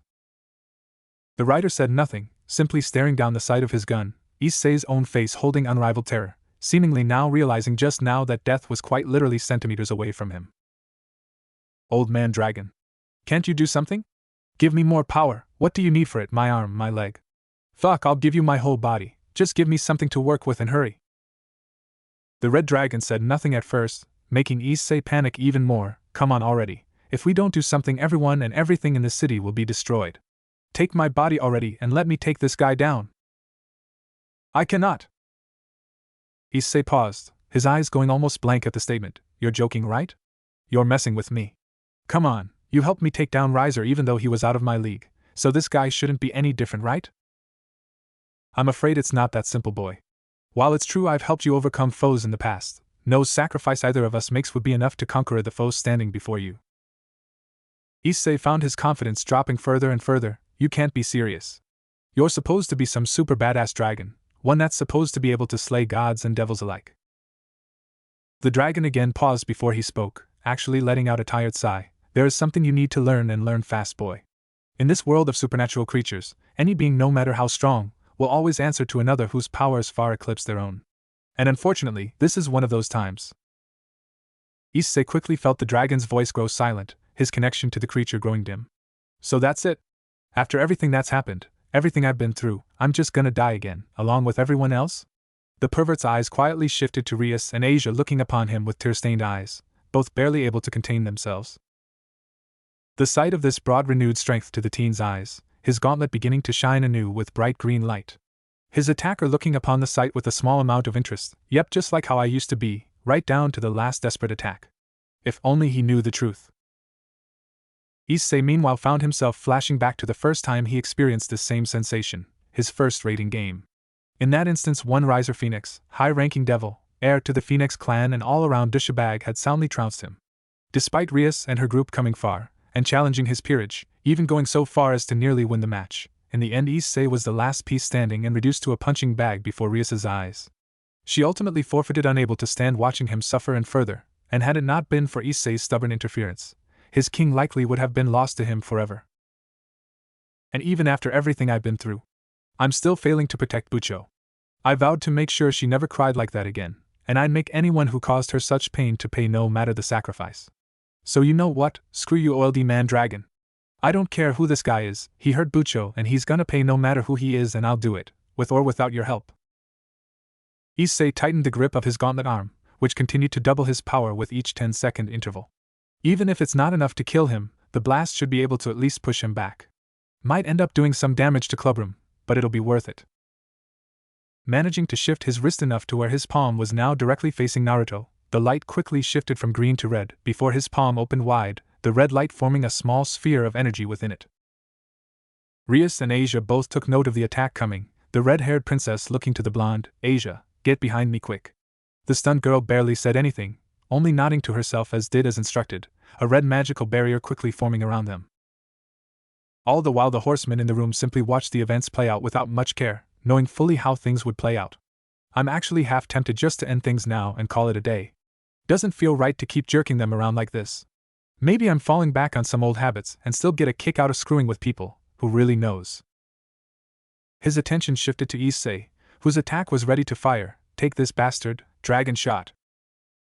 The gauntlet let out a powerful scream of explosion and released the small orb into a massive stream of red energy that burst forward like a jet going supersonic. Barreling towards the Red Rider with speeds that normally would have been too fast to follow, and by all accounts would have shifted the tides of the fight. Sadly, this was not to be. So, this was your last move, was it? The eyes of all the devils in the room could not get much wider than they were at present, and their morale could not drop much lower. In fact, they were having a hard time simply grasping the fine concept of what they were witnessing before them. Standing there, in the same position as before, the Red Horseman, Naruto stood with his left hand outstretched, and right within his palm was Issei's dragon shot attack. The tiny sphere of energy shaking like an electron, trying desperately to move about, yet seemingly trapped in place with no clear explanation. The only thought running through the minds of the devils present was, he caught the dragon shot, with his bare hand? All the while the warrior currently holding the energy as if it were a fly, simply stood there looking at the orb and Issei's smoking gauntlet. Were you really so arrogant to think you could kill me with this wet firecracker of an attack? His gripe quickly tightened around the orb, the darkness of his hand swallowing all the light. A crunch was heard as small bits of red dust fell between his fingers. It was in that single moment that he saw any glimmer of hope the group once held completely fade away, now lost in the sea of hopelessness that was their current situation. The sight brought a tired sigh from the ancient warrior, acting almost relieved at the matter seemingly being resolved. Okay, I think I've gotten my point across and done enough damage for one day. With a casual flick of the wrist, the gun in his hand quietly dissipated into a small red mist, whilst the rider removed his foot from the teen's hand and body before casually moved away from the teen. He quickly turned his attention to the 3 remaining devils, still under his iron grip. With a brief flicker of the eyes, the rage-filled gaze disappeared from the 3, before they each collapsed unconscious where they once stood. Hopefully this should cause enough of a distraction to get Ophis off of my back for a while. If these devils are as proud as they claim to be, then they'll probably start sending their agents after me the second they get the chance. The horseman quietly made his way towards the doors to leave the club building, walking past the 3 still conscious individuals left in the room, both girls currently clutching onto the lone male left standing into the room for dear life, almost ignoring his own presence though not completely. Why? His eyebrow quirked at the voice, turning his head slightly to see Issei looking at him with a bitter gaze, his boosted gear still glowing, though with far less light than before.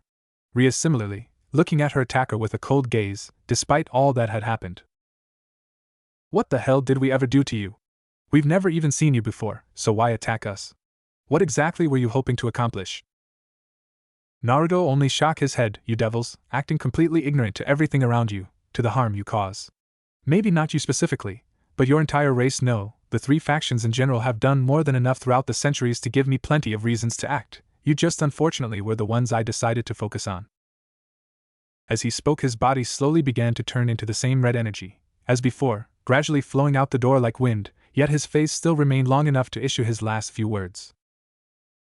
The only reason I'm letting you live right now is because, despite appearances, I don't take any kind of pleasure in needlessly slaughtering people. Even supernatural beings like yourself, but don't think that means I'm just gonna leave enough alone? The group watched as what remained of the figure's head changed into the red energy, slowly making its way towards the door. I suggest you prepare yourselves. War has come to your city and it's here for the long haul. And with those words, the last of the red energy left through the door, slamming it shut, leaving the 3 stunned teens to muse over what they just saw. This is quite the unsettling turn of events. Michael, the seraph and current god, muttered to himself as he looked upon the world, having bared witness to the assault upon Rias Gremory by the mysterious attacker. Whilst it was not uncommon for there to be attacks against the Gremory house, especially with the recent fallen angel assault, the sheer brazen disregard for the consequences of such actions was staggering. Michael could tell the stranger would have no qualms killing Rias or her peerage members, either of which would have likely been the spark to call forth another war, something all 3 factions needed to avoid. I take it this stranger is why you called me, brother dear? Michael frowned, though ever so slightly, as he bared upon the bright visage of his sister, second in command of heaven and the White City's strongest woman, Gabriel. With 12 golden wings shining with light nearly equal to his own, she was the sight that any person, man or woman, would be blinded to see. Ordinarily he would never bother her with any matters, but this was a dire situation and thus demanded immediate action.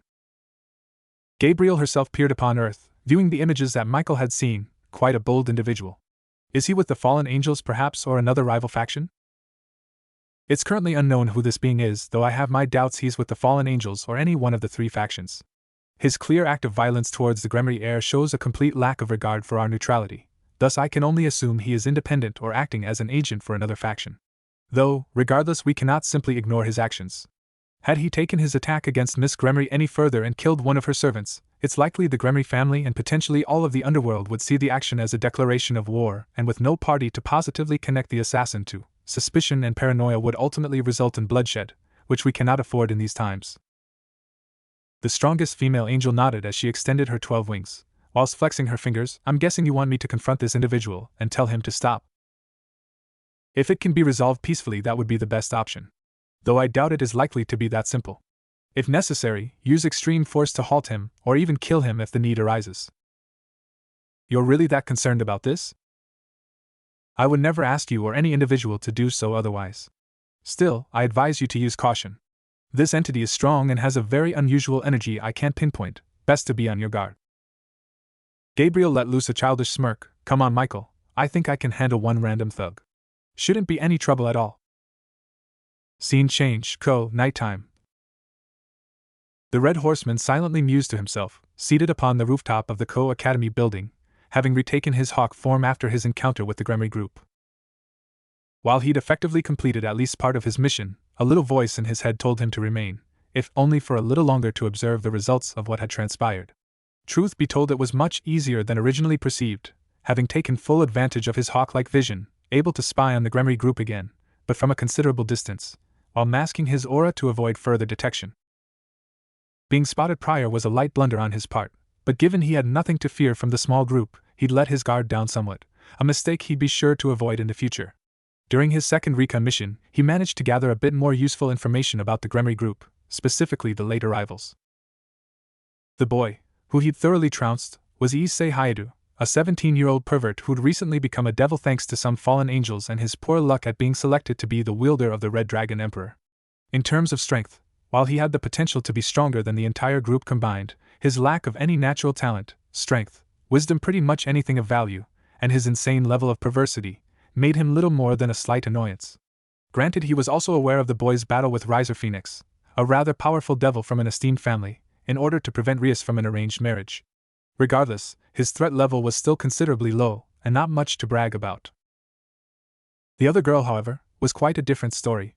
Mainly because he watched her quickly heal the injuries on both Rias and Issei he'd inflicted in one way or another, using a pair of rings that emitted a strong green light, the sight of which made him cringe slightly, more so due to the aura both they and the girl emitted. Asia Argento, former nun and holy woman, expelled from the church after healing a devil and later reborn as a devil after being killed by fallen angels, and arguably the closest thing to a saint he'd seen in years. Seriously, the girl was more pure, innocent, and kind than most angels he'd seen.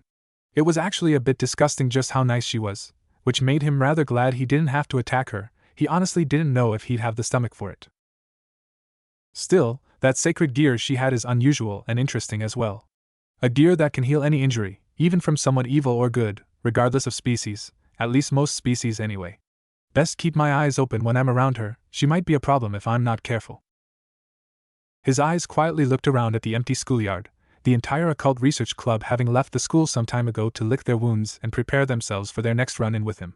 It was honestly amusing to watch Rias Gremory order her peerage members to be on guard and be ready for some intense training in the future.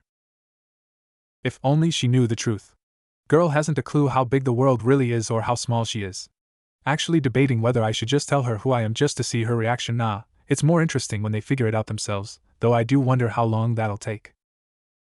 Quietly, he stretched his wings out, his body quickly reforming into red energy, gradually growing in height. Slowly his body began to change shape, quickly resuming his human form, the horseman proceeding to crack his neck and loosen out his joints. Almost forgot how stiff turning into a bird can be, or maybe just because I haven't been doing a lot of shape shifting lately. He paused for a minute, closing his eyes as he let out another sigh, or perhaps it's the wings, having a pair of limbs you don't normally have can be a problem. What do you think, Ms. Angel? Slowly opening his eyes as he turned his head around. Or should I say, Ms. Gabriel? His eyes blinked as they were assaulted by a bright white, almost golden, light, slowly gazing upon a rather beautiful visage of a young woman with short curly blonde hair, eyes that were as blue as the wide open skies, and a fairly impressive-looking figure. Though she was currently clad in some bulky angel robes, so it was hard to see. Really, the most impressive feature was the 12 wings upon her back, each emitting a light nearly as bright as the sun, a symbol of her strength and power. Were he a normal human, he'd either be pinching himself out of shock, crying at the sight of a freaking angel before his eyes, or drooling over the fact there was an insanely hot woman literally right in front of him. Of course, he had more than enough self-control and little care at the time to do anything. Instead, he looked upon the angel with a somewhat mixed reaction. Have to say, this isn't quite the meeting I was expected. Truth be told, I was waiting to see how long it would take for that idiot Surzex to rip the ground open just to try and take a crack at me. Calmly, he flexed his hands out, walking a little closer towards the angel, as he reached the edge of the roof, yet instead I'm greeted by heaven's second in command. Tell me, is knocking an overconfident little heiress off her high horse really all it takes to get the White City to send one of their best, or do you just have nothing better to do? The angel both cringed and raised an eyebrow at the horseman's tone and complete lack of respect. That is, generally people show respect, fear, or some combination of the two when in the visage of her or her brother. That wasn't something she thought about out of pride, more just an established trend she'd grown accustomed to. The same could also be said for his complete disregard towards Rias and his actions. Still, she wasn't so petty she'd let a few harsh words break her composure, while Michael was right about his complete lack of tact. But I need to remain professional, don't want to cause a fight if I don't have to. She tried her best to look as though she were commanding a sense of authority from the being, as she looked upon him, trying to remain neutral as she did. Normally we try to avoid getting too involved in each other's affairs. However, we've done what we can to maintain the truce we've held up to this point, and will do anything to keep it from being broken. The Red Rider let out a bitter chuckle at her comment. Truce? You call your 3 assorted groups gathering weapons, getting into skirmishes on a daily basis and being just a hair trigger away from annihilating each other and everything around you a truce? He chuckled again. Tell me, what exactly do you consider peace? Total genocide of the other two factions? Once again, the angel cringed at the venom dripping from his tone of voice, but did her best to keep her composure, though finding it increasingly difficult. I feel nothing but pure malice coming from this being, as if he were made purely of rage and fury. Shaking her thoughts clear, she adopted a more confident face. Whatever issue you may have with either heaven, the devils, or the fallen angels, you must know that you cannot simply attack whomever you like and not expect consequence. Your actions today could have easily sparked a war that could have very well destroyed everything around us. Oh, you mean like the last Great War? Where you immature brats nearly destroyed everything because of your own petty disagreements. His bold declaration caused Gabriel's words to become caught in her thoughts, her brain suddenly coming to a halt. The sight of which merited a small smirk from the Red Horseman, having sucked a lot of the angel's bravado away from her with his declaration. Oh, you weren't expecting that, were you? Well, I'm not exactly sure what else I can say, considering I saw it all take place, and you must certainly realize my apprehension towards you three, considering that your little conflict nearly destroyed this entire world and existence along with it. That's not even counting the numerous lives you sacrificed, including the original Satans and God himself. Gabriel quickly felt a cold sweat drip down her brow at the last words spoken by the intruder. How does he know that? God's death in the last great war is a well-kept secret. Only those of the highest ranking, including Azazel and the 4 great Satans, are aware of that. For him to know that, he'd either have to be a spy or old enough to have actually taken part in the war himself? Her eyes quickly narrowed at the thought, adopting a much more serious demeanor. Strange though, I don't remember ever seeing him during the war. True, it was a chaotic time, but an individual as powerful as this one, or as unusual, would have certainly been recorded, at least to some extent. Then again, what he's saying makes it hard to doubt his claims. The archangel tensed her hands, cautious as she ready to speak, knowing from the viewing that the individual had a hair-trigger temper, wouldn't hesitate to get violent. You say you were present during the war itself. I don't remember seeing you there. And even if what you say is true, you should be more than well aware that we in heaven, along with the current Satans, have done our best to avoid conflicts like that from occurring again. Naruto, however, didn't seem to share her sentiment, his eyes hardening at the words. Really? Because from where I'm standing, all I've seen is your so-called peace walking on a tightrope from turning into all-out war. You've been at each other's throats since the war ended and haven't let up for a moment. Hell, I know that a couple of annoying crows are ready to stir up trouble, and yet you've done nothing to even try to prevent war from breaking out. So really, are you just too lazy to step in, or do you actually want to start another war? Gabriel's demeanor and face were becoming progressively strained at the verbal lashing she was receiving from the horseman. True enough, some of his comments, especially those alluding to the fallen angels, had a grain of accuracy to them, but the claims that she or the other factions actually wanted to start up another war was a rather harsh and vile accusation, to say the least, and not one she'd take lying down. Part of her was becoming increasingly tempted to actually lash out at the individual for his comments, which thankfully she was able to restrain for the moment, but it was becoming increasingly difficult with each verbal barb he unleashed. I'm starting to see why Michael believed violence might be necessary here. Not only is this guy rude, but he's abrasive and confrontational, almost like he wants to start a fight with me. And I'm getting very tempted to do so. The horseman merely stared at the angel as she mused over her thoughts, maintaining a neutral standing, yet still pushing his rather harsh tones towards her. Well, at least she isn't trying to throw her weight or title around like the Gremry girl, and my verbal barbs haven't caused her to lash out in anger. So at the very least she's a more patient and thick-skinned individual, even so. Looking closely at the angel, who had yet to make a move, the horseman quirked his eyes slight at her. You know, I find myself curious. What exactly are you hoping to take from this exchange exactly? If you're expecting to intimidate or restrain me, you might as well go back to heaven and tell Michael to go ram it, 'cause that's never going to happen. Then, just for the sake of poking the preverbal bear, the horseman looked up to the skies. Of course, if the apparent archangel is so much of a coward that he needs to send his little sister to do his dirty work for him, well, I guess he's just an overstuffed chicken who's too much of a little bitch to get his ass in gear and do something productive with all that power he has. He quickly turned his head slightly at that last crack, Gabriel looking a bit hostile at his comment, having formed a dagger of light and thrown it directly at him. Well, seems I managed to touch a nerve with that last crack. Taking note of her quick response, the horseman seemed to gain a bit of interest. Of course, it seems you would much rather fight me. Well, I'd say you're perfectly welcome to take a crack at me if you want. Gabriel practically didn't need any coaxing from the Red Warrior, a double-bladed light spear forming in her hands, which she spun in multiple directions with expert precision before pointing the deadly blade towards her adversary. The 12-winged angel sneered slightly at her opponent, eager for a fight. I will not allow you to speak ill of my brother or heaven. We have done our best to ensure what peace we can in this world and sacrificed a great deal, despite having lost God so recently, and I won't allow you to mock us for it. Naruto, however, snorted at her words. Say whatever you want, the truth of the matter is you've done the bare minimum in regards to fixing the problems with the three factions. It's clear you and the other leaders are tired of fighting, yet you never actively sought out peace until recently, and in that time countless lives, human, angel, fallen angel and devil, as well as many other species have been needlessly sacrificed just cause you couldn't get your collective thumbs out of your asses until things became too hairy for you to ignore. He then scoffed at her attempts to glare at him, uncrossing his arms and resting them at his sides. All you're doing at this point is making up excuses, and until you take affirmative action to achieve some kind of peace, you're nothing but a bunch of immature and ineffective rulers who've allowed others to needlessly suffer for your indecisiveness.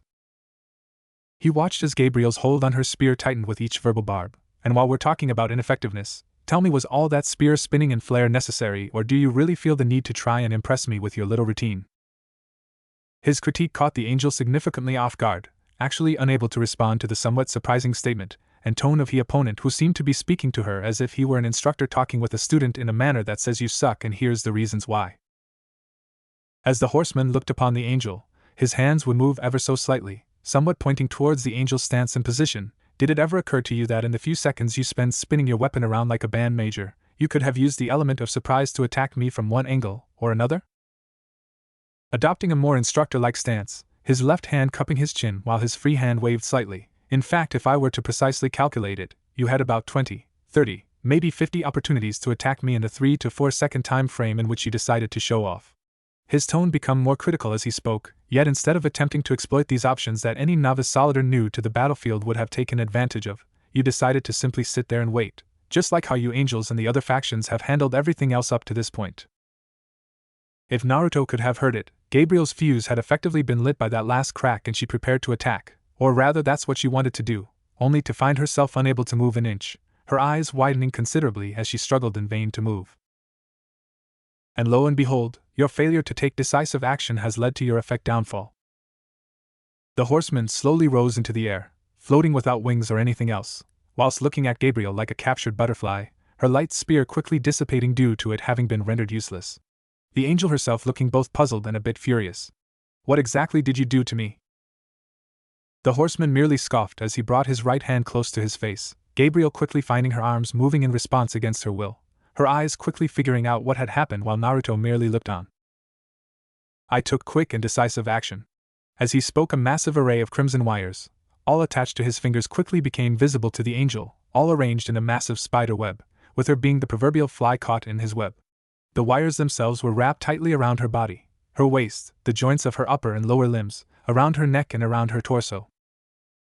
The horseman casually pulled on the wire somewhat, causing Gabriel to raise her arms up almost in surrender, as if to mock her situation more. You'd best try not to struggle, these wires are made from my energy, and the only reason you haven't been cut to pieces is because I'm allowing it.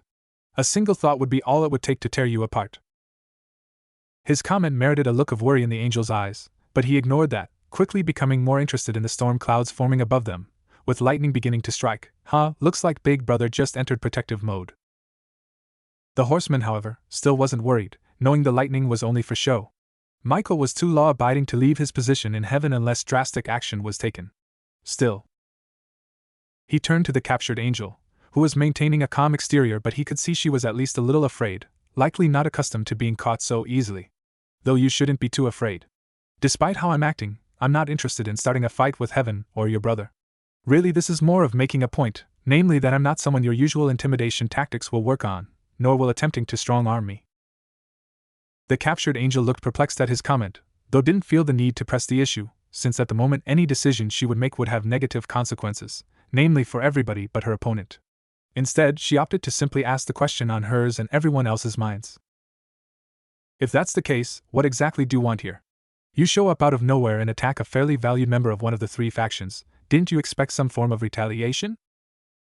With another pull of the wires, he lowered Gabriel's arms, but still maintained control over her. In order, what I'm doing here is none of your business, nor is it heaven's or anyone else's for that matter, and you're not in a position to really push that issue. As for the second, even if that's true, I sincerely doubt I'm the first person to attack that girl, and I likely won't be the last, so that hardly seems like a sufficient recourse for this. Gabriel, however, didn't seem too satisfied with his response. You can't just go around attacking people. You could have very easily started another war with that action. He then tightened the wires enough to cause the angel to flinch to get her full attention. Believe me, there wouldn't be a war unless I said so.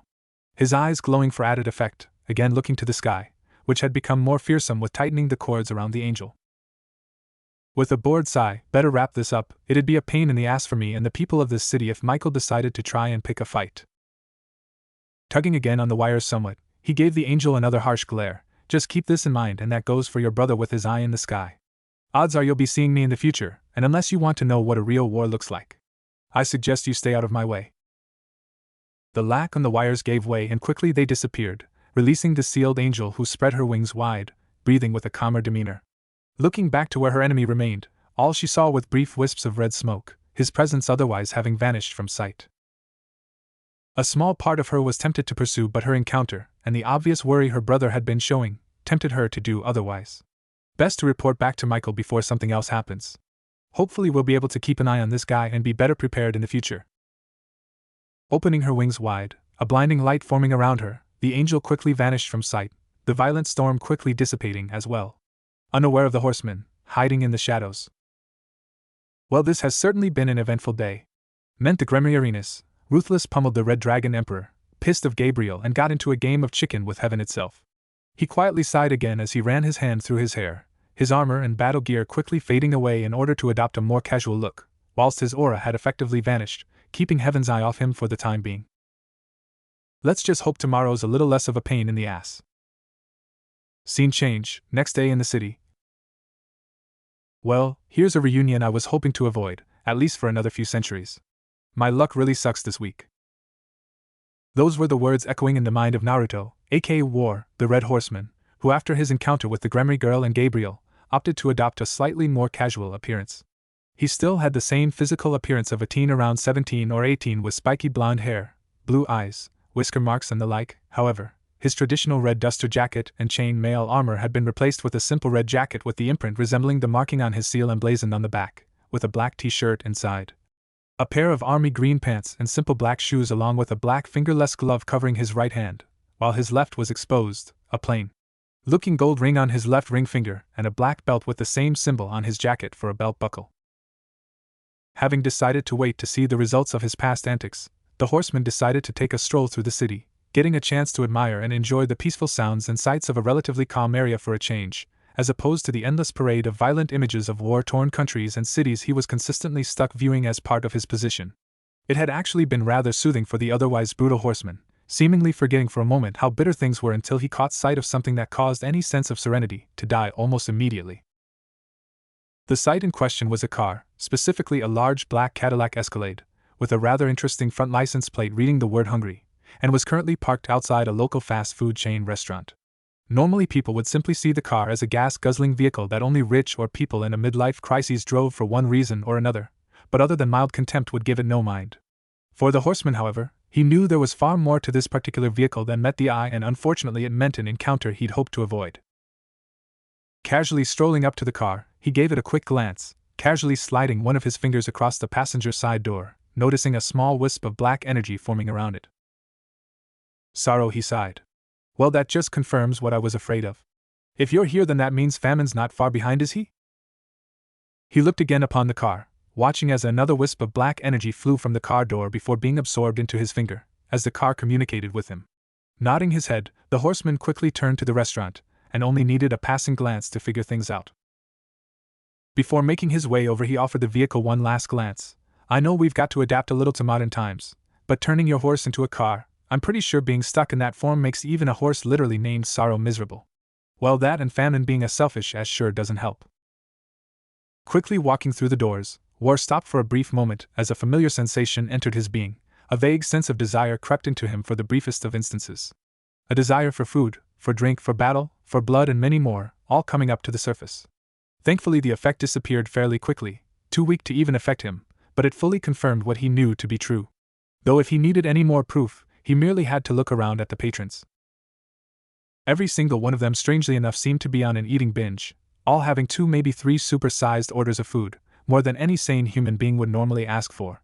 Heck, some of the people in the restaurant were teenage girls, individuals who spend more time starving themselves to death just to look pretty, often looking at such fatty foods as poison, yet there they were, downing fries and burgers like they hadn't eaten in months. Warren narrowed his eyes, quickly spotting a large chain of black energy wisps, invisible to the humans and many supernatural beings and the like, all tied together and hanging over the building like a smoke cloud. Following the trail, quickly led him to a table by one of the windows, completely covered in at least 6 or 7 trays of food in the largest sizes available, yet only a single person was seated. His appearance was in one word: malnourished. Standing around 6'5" or 6 perhaps, he was a surprisingly tall individual, though that only seemed to help emphasize his rather minimal physique. His arms, legs and torso, all had little to no muscle or fat on them, his skin looking somewhat stretched over his body, the bones and even some muscle veins literally being easily visible, as if someone had placed plastic wrap on a skeleton. He had a nearly visible skull made more creepy by his cold black eyes, which appeared as if they were sunken into the sockets, possibly because they were, and rather thin, wispy-looking black hair with a few patches of gray thrown in for good measure. Despite his rather unsettling physique, he seemed to go out of his way to show it off, wearing a white, short-sleeved shirt that he left completely open, only covered by an open black vest, ripped up and dirty gray pants and black shoes, all of which seem a size or two too big, while also showing off more of his weakened physique. One more noticeable feature was a silver ring with a black stone in the center on his right ring finger, and a tattoo of a pair of black scales placed directly in the center of his exposed chest. Currently, the individual was in the process of literally gorging himself on fast food, rapidly grabbing burgers and fries left and right, shoving them down his throat, sucking down every last crumb and drop of grease like it was oxygen. It was just one fist full of food after the other, and with no end in sight, yet despite all the food he was eating, his expression never changed. He didn't look sick, nauseated, hell, he didn't even look satisfied, he just had that same empty, hungry look in his eyes one would expect from a starving animal. The Red Horseman looked at the man feeding himself, preparing to walk over, when a somewhat raspy voice rang out through the restaurant. "Hello, War, I was wondering when you'd show up." Looking up at Naruto with his void-like eyes, he stopped for a brief moment in the process of shoving a triple-stacked burger down his throat to talk. "Hope you don't mind the location. I desperately needed a snack." And well, he didn't even finish his sentence, just shoving the remains of the burger down his throat without care, grease dripping from his mouth and onto his shirt, yet he remained ignorant. Naruto only sighed at the sight as he made his way over. "Nice to see you too, Famine. Seems your table manners are still horrible." Famine didn't reply to his brother's comment, content to grab another large handful of fries and literally shove them down his throat, his skinny hand actually able to fit itself into his mouth. Crumbs and salt flew in every direction as he crunched down on the fires, showing off his rather yellow and somewhat rotted teeth. Naruto casually made his way over to the table, seating himself across, not saying anything at first as he watched his brother continue to feed himself, looking on in mild disgust at the Black Horseman's complete lack of table manners. The two sat in silence for another few minutes before Famine looked up at the Red Horseman, currently showing impatience. "I don't mean to be rude, dear brother, but if you're going to sit there, you might as well order something yourself. I'm in the middle of eating and don't feel up to talking right this second." Naruto frowned at his brother's casual brush off of his presence, more interested in cheap fast food than talking with him. Sadly, this was something he had to expect from Famine. As his name implied, famine was hunger in its purest form. Pretty much an endless void that was incapable of being satisfied no matter how much food he devoured, how much liquor he drank, or pretty much anything he did. Naturally, this also made him a massive pain in the ass to talk with, as he was always more interested in curbing his vices than talking. Of course, if you wanted to have a conversation with him, that naturally meant sucking it up and be patient with him, if possible. "Not hungry right now, Famine. I'd rather just settle this discussion and move on." Despite their strained relationship, Naruto was also not such a hothead that he'd just attack any of his fellow horsemen in broad daylight. Unfortunately, his brothers were well aware of this fact, and well, if food isn't what you need, perhaps I could help you acquire some other form of comfort. That one waitress has been looking at you since you entered. Both pairs of eyes quickly locked on to a young employee of the restaurant, a woman around 19 with blue hair and a short ponytail and green eyes, currently giving Naruto a few sideways glances and a small blush on her face. Famine actually smirked at the sight, turning to his brother, one of his hands actually moving away from the food to his ring. "Give me a moment, and I can have her so hot under the collar she'd let you do any manner of things to her, right here if you want." His response was some pressure on his stomach from under the table, the barrel of a rather large handgun ready to fire, whilst War looked upon him with a soulless gaze. "I see so much as a single skin cell touch that ring and I'll blast a hole through the only organ you actually give a damn about." Famine didn't even react to the threat, content to roll his eyes before returning his hand to the food. Feeling the weapon disappear as he did, my dear brother, so much repressed anger. I honestly think a good lay would be beneficial for you. They say nothing relieves stress better, and well, when was the last time you were with a woman? A few thousand years, I believe. You must have a lot of pent-up sexual tension. This time he felt a knife press against him, only this time it actually broke the skin of his stomach. But again he barely noticed it, remaining unflinching at his brother's now heated gaze. I didn't come here to discuss my personal matters with you, Famine. I'm only here because I assume you want to talk about the current status of things. So may we please move this along? Famine, however, merely chuckled at his brother's attempt to threaten him, enjoying the sight of pushing his buttons, casually picking up another fry. You know, I've never understood why you are so obsessed with protecting humans. They're hardly worth the effort. As he spoke, he moved the fry in his fingers, looking it over with an examining eye. I mean, think about their souls for a moment. They're almost like potato chips, or these fries for example. Sure, they taste good and can be quite addicting, but he quickly slipped the fry in his mouth, before reaching out and getting another handful, as another platter was laid down before him. Even if you eat 100 of them, you're still hungry, and there's hardly any nutritional value to boot. Really, what's the point of it all, if even their soul, the supposed most valuable part of their entire being, isn't worth a little grain of salt? At that point, War pushed the knife completely into Famine's stomach, black liquid actually leaking out of his wound, but thankfully not enough to take any kind of notice. War's gaze becoming fiery at his brother's ironically tasteless comment. Let me be blunt, Famine, you're treading a very thin line and I'm literally out of patience with you, so the next words out of your mouth better relate to what you're doing here or else. With a sideways glance, and putting the fries in his hand down, he let out a bored sigh. You really are high-strung, you know that. He looked down at the knife for a moment. Why are you even stabbing me? You know we can't die and you're just wasting time. Naruto, however, pushed forward somewhat, maybe because I know it still hurts like hell and I get a degree of enjoyment knowing I can do this to you all day if I want to and you can't stop me. So with that out of the way, tightening his grip on the knife with his eyes glowing red, are you gonna spill your guts for me? Or am I gonna have to spill them all over the floor? Feeling War push the knife in deeper, the Black Horseman related, not too much to say. Death found out about you being summoned to Earth, and since he was too busy to deal with it, and we all know how you and Pestilence are, he sent me to check things out. Really nothing that surprising.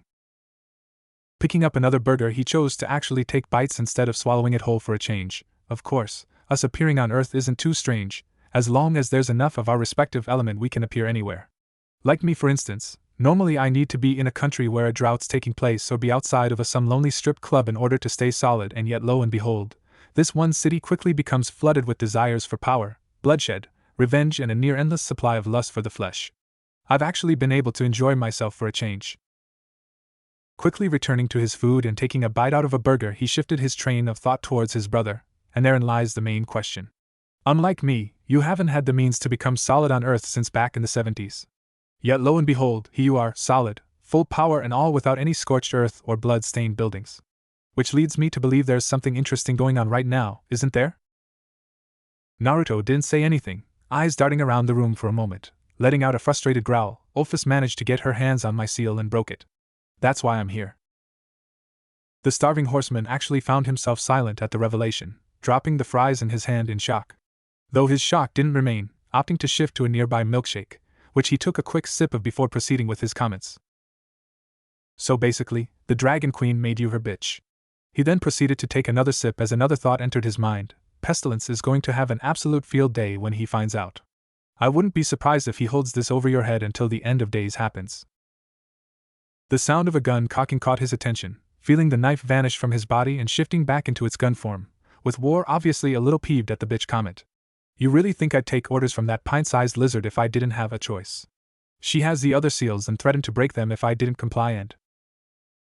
Famine, however, cut him off. So that's it. I always knew your adherence to the rules of Armageddon would come back to bite you in the ass someday. Didn't think it would be Ophis of all people to do it though.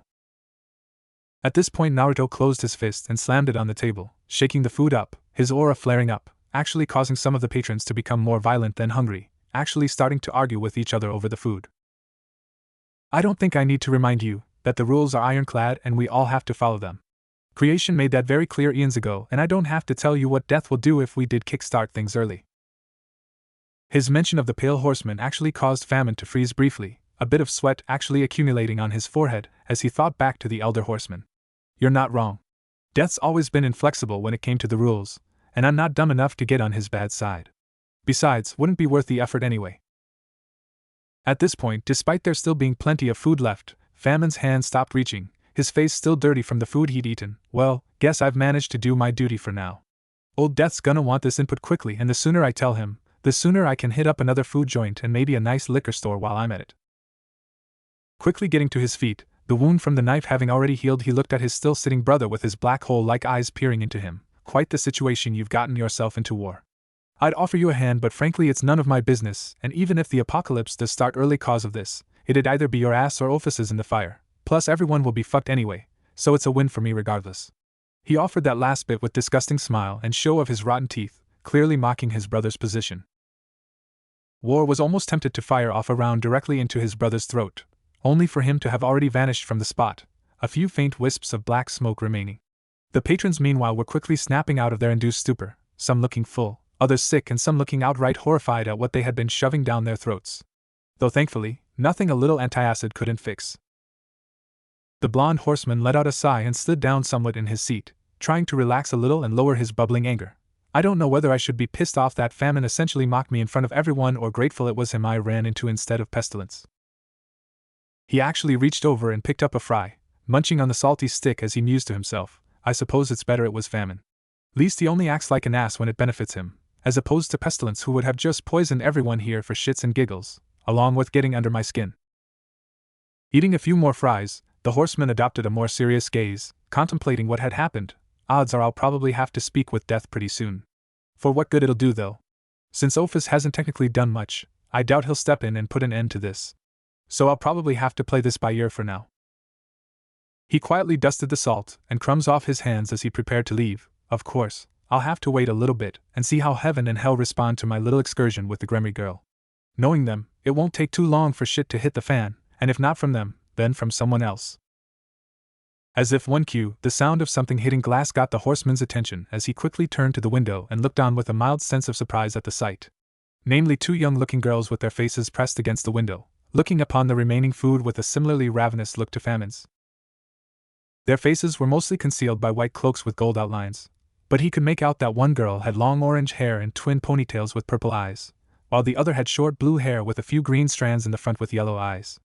Of the two, the blue-haired girl seemed like the more serious of the pair, having a more narrow face and eyes, while the orange-haired girl seemed a bit more bubbly. However, what really drew his attention was a sign in their hands that they'd been pressing against the glass, which read in kanji, "Starving sisters in need of food," which certainly explained the hungry looks on their faces. Taking a quick look at the food and then back at the two girls, he let out another sigh, a little annoyed at this situation, but only a little, waving his hand to signal they could come in, which after they offered up a quick prayer, made their way to the door. The sounds of ravenous consumption and munching permeated through the fast food establishment, with many of the patrons and staff taking quick, odd glances at the two hooded figures, currently devouring the remains of Famine's previous meal, down to the last crumb.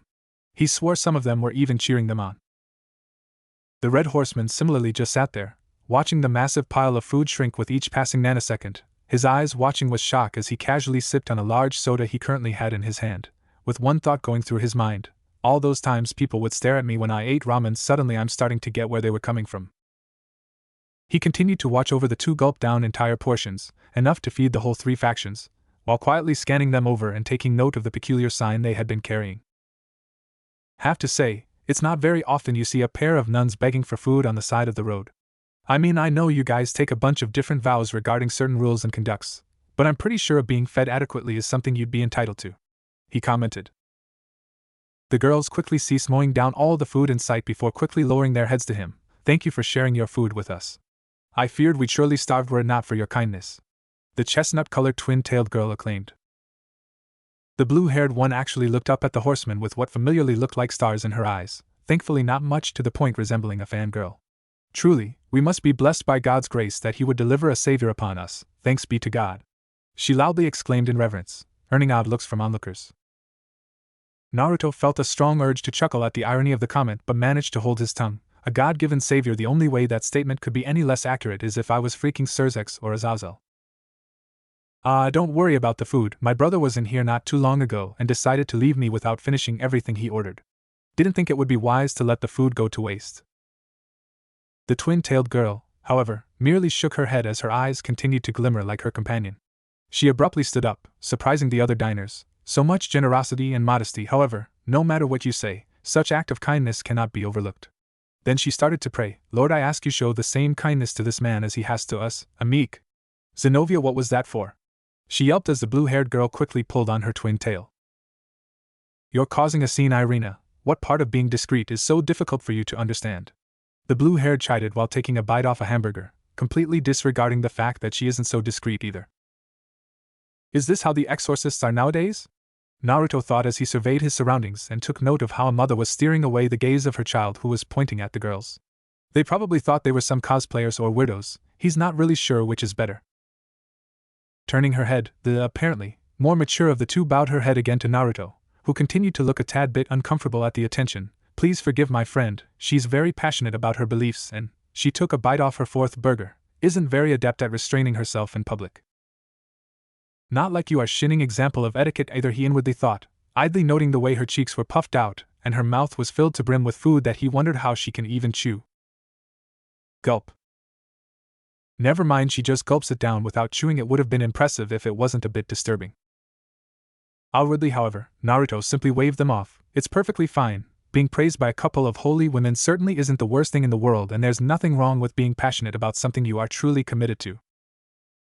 With another smile, he quietly sipped his drink for a moment before asking, anyway, back to my question, mind if I inquire as to why you two women of the church were apparently starving? While I'm not the most religious person, I'm pretty sure churches usually provide sufficient food to their followers. His comment caused the two girls to quickly drop their heads in shame. It was Zenobia who answered first. We were provided sufficient amount of this land's currency before our arrival, but a certain colleague of mine. At this point Zenobia was more focused on Irina, who shrunk down from her annoyed and accusative stare. Foolishly wasted it all, and thus we had to resort to begging for food from pagan worshippers of all people. Naruto blinked. I see. Mind if I ask as to what exactly you spent the money on? The horseman quickly found a rather peculiar painting now shoved in his face, with Zenobia letting out a huff. My friend here, Irina, decided to purchase this ridiculous piece of third-rate artwork from a scammer, after the salesman conned her into believing it had actual value. Irina, however, quickly pulled the painting back and held onto it like an infant and pouted. I keep telling you, Zenobia, this is a legitimate image of a holy saint masterfully weaved into the canvas by a passionate and inspired holy man. Irina spoke. The sheer zeal and faith in her voice could have convinced Zenobia if not for her following words, that salesman said so. Zenobia then gave her a blank stare that said, Are you serious? Irina huffed. I know, with God as my witness, that this painting is, without a shadow of doubt, an artwork of true cultural and religious. Yeah, that thing's fake. Naruto interrupted. Irina's jaw snapped shut, her head slowly twisting in Naruto's direction, who was looking at the painting with an analytical gaze. Hate to tell you, Irina, but I know a thing or two about art, and that piece you have there is some random second-hand painting, most likely made by some unknown art student or something. I can guarantee you that it isn't worth anything and is likely something people buy to cover up a hole in their walls. At her devastated look, he added, Sorry. Not that he was really. The poor girl looked like her entire world had been shattered, as if she was told that God was dead. Her lip quivering and tears forming in the corner of her eyes, while Zenobia's own eye was twitching along with her hand. In an instant, she grabbed the now identified useless painting and promptly carried it over to a nearby garbage can and proceeded to shove it down as deep as possible, or so she tried. Unfortunately, the painting was too large for the bin, causing it to awkwardly hit the rim. Her eyes twitched as the canvas refused to fit. Crack, the poor painting was snapped in half. Crack, it was snapped again. Crack and again, crack and again, crack and again, until it was only splinters and small pieces. That was a lot of repressed stuff going on. Not yet done making her point, she quickly grabbed a milkshake from somewhere and poured it all over the broken piece of wood as she glared at it as if it was the most offensive thing in the world. Feeling a bit satisfied, she let out a calming breath, as she returned to her seat as if nothing had just transpired. Irina was still devastated by what she heard from Naruto, who had to hold back his urge to laugh at their faces.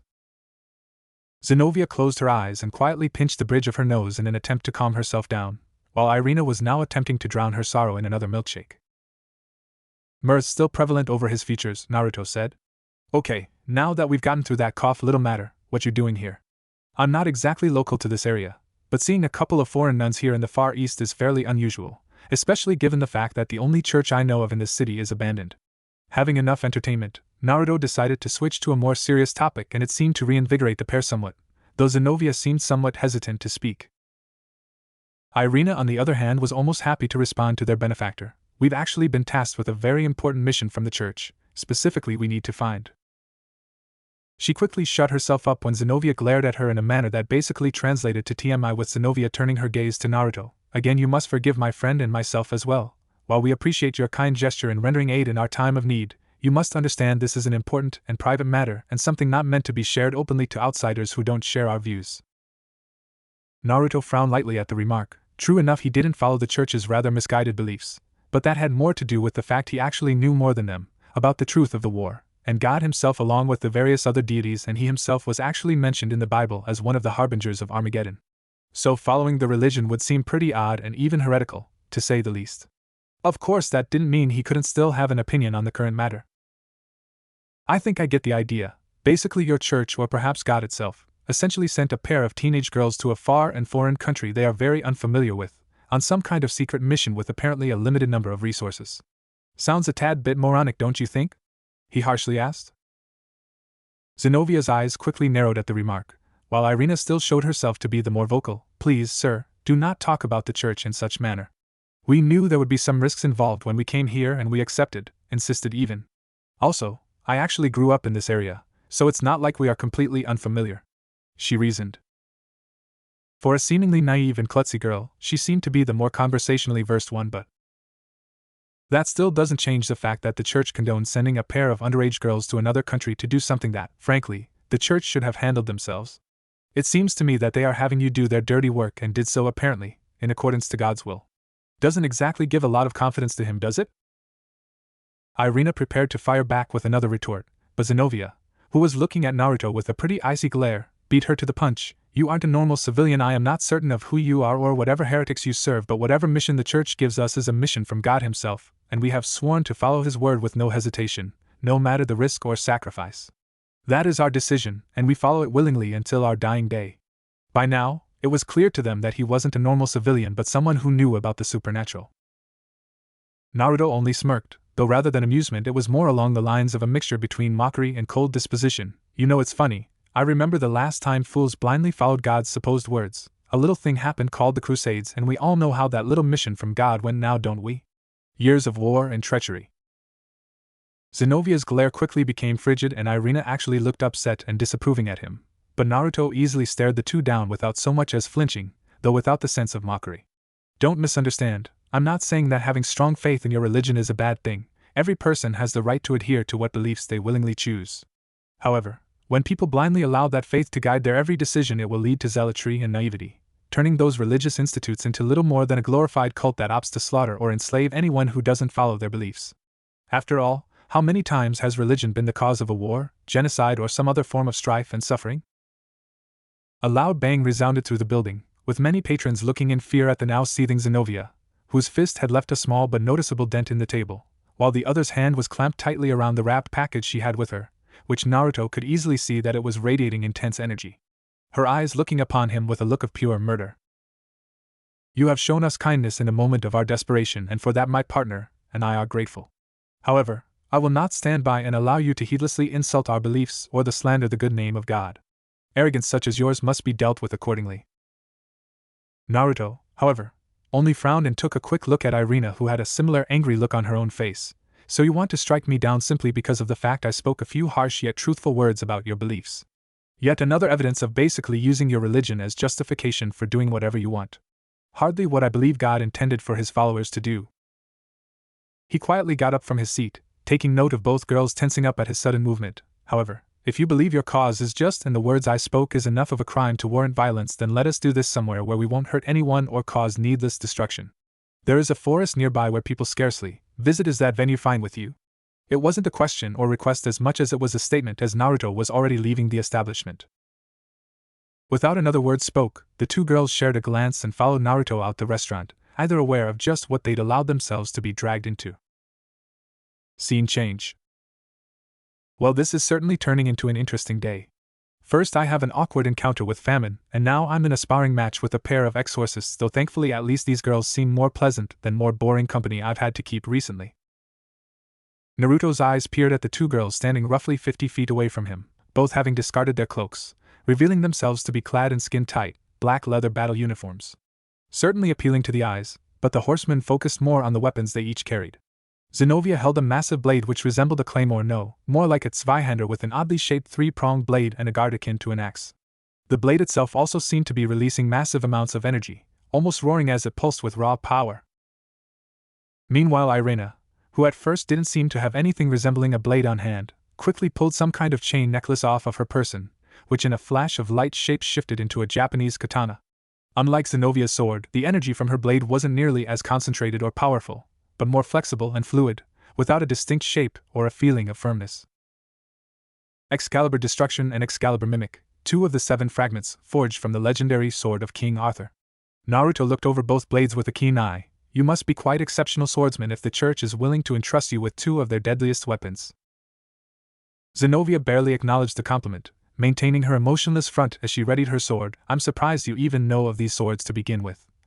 The fact you're able to identify them at a single glance means you are quite deeply involved in the supernatural. You're clearly no ordinary individual. She searched him for a look of awe or even a hint of fear that even high-class beings would show in presence of the legendary sword, but only found amusement. She gritted her teeth.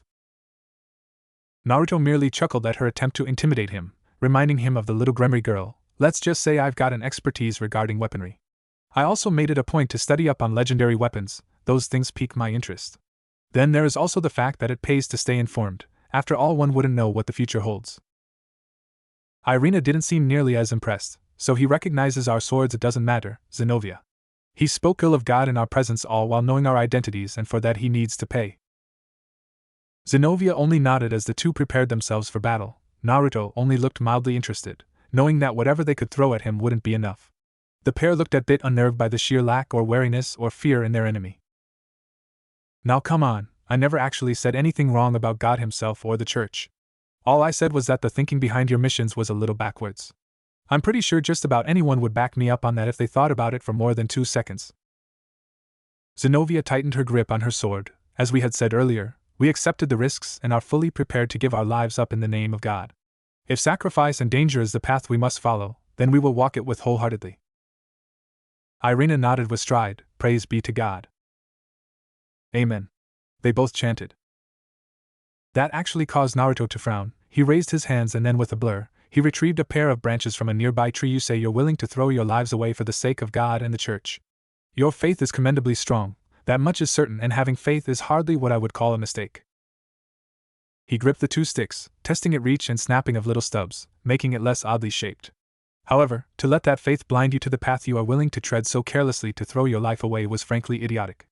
I feel that kind of belief system died out with the Crusades. Letting someone else's words rule your lives is a foolish way to go, and if that is what God intends, then I don't see why anyone would follow him. Both sword wielders actually found themselves dropping their guards somewhat at the display, actually questioning the man's sanity, Zenobia the more confused of the two. Does this man honestly think he can match the power of 2 of God's weapons with a pair of sticks? Is he mocking us? With a casual twirl of the sticks, Naruto pointed one of them at his would-be opponents, shifting slightly into a loose stance as he readied himself. Well, what are you waiting for? If your faith in God is truly as strong as you say it is, then you should have no trouble fighting a man only armed with a pair of broken branches with the blades of the legendary Excalibur. Irena, being the faster of the two, immediately charged forward towards Naruto with Excalibur mimic raised. Those who dare mock God shall face his judgment. Naruto shifted his body, barely out of the way of her slash, keeping his own weapons ready, but opting to simply see what skill the girl posed before doing anything else, easily dodging several swings and slashes that followed, much to the girl's frustration. Would you hold still? I can't punishment you if you keep dodging me like this. Naruto actually had to hold back a chuckle at the amount of conviction at which she spoke that line. Wow, didn't peg you as the dominating type. Doesn't that go against your religion? It doesn't. She replied almost automatically before her face lit up like a thermometer at Naruto's words, her stance quickly becoming much less refined. Though that was only until steam started coming out of her ears as she suddenly began attacking with a greater deal of ferocity. How dare you make such an accusation? I would never even consider doing something as vile as that. Naruto continued to laugh at her obvious frustration. Come on now, everyone needs to relieve stress every now and again, and I'm not going to judge you for it. Also, the black leather dominatrix outfit spoke otherwise. Irena was now pretty much foaming at the mouth at his blatant wisecracks, continuing to swing even more wildly than before. Not helping the matter was the ease at which her opponent seemed to dodge her attacks. She quickly shifted to try and cut him down with another slash only for him to easily move out of the way and to add insult to injury, lightly smacked Irina in the back of the head, causing her to lose her balance and nearly fall forward. The exorcist rubbed her sore head before glaring at her enemy in anger. "Will you take this seriously?" Before attempting another wild, horizontal slash, only to find her opponent nowhere to be found. Her eyes promptly began scanning the area, her senses on alert as she tried all manner to find her adversary. "You want me to take this more seriously? Well, I suppose if that's what you want, I'm more than willing to accommodate you." Irina turned around to try and find Naruto, yet still couldn't spot him, yet she could feel his eyes trained on her from all directions, Zenobia similarly having her own guard up, keeping a close eye on the fight. "Let's start this little spar by going over what I've pieced together from your overall fighting style, which frankly leaves a lot to be desired." Irina actually twitched at the crack and got even more insulted when he implied that the fight hadn't started when she started attacking. She tried scanning for her opponent, but saw nothing.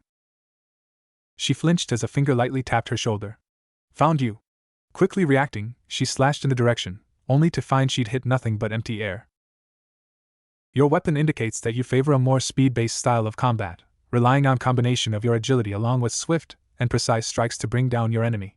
However, you are far too emotional in battle. You let your entire style become unbearably sloppy the second I made a single wisecrack. Imagine if I'd been a real enemy."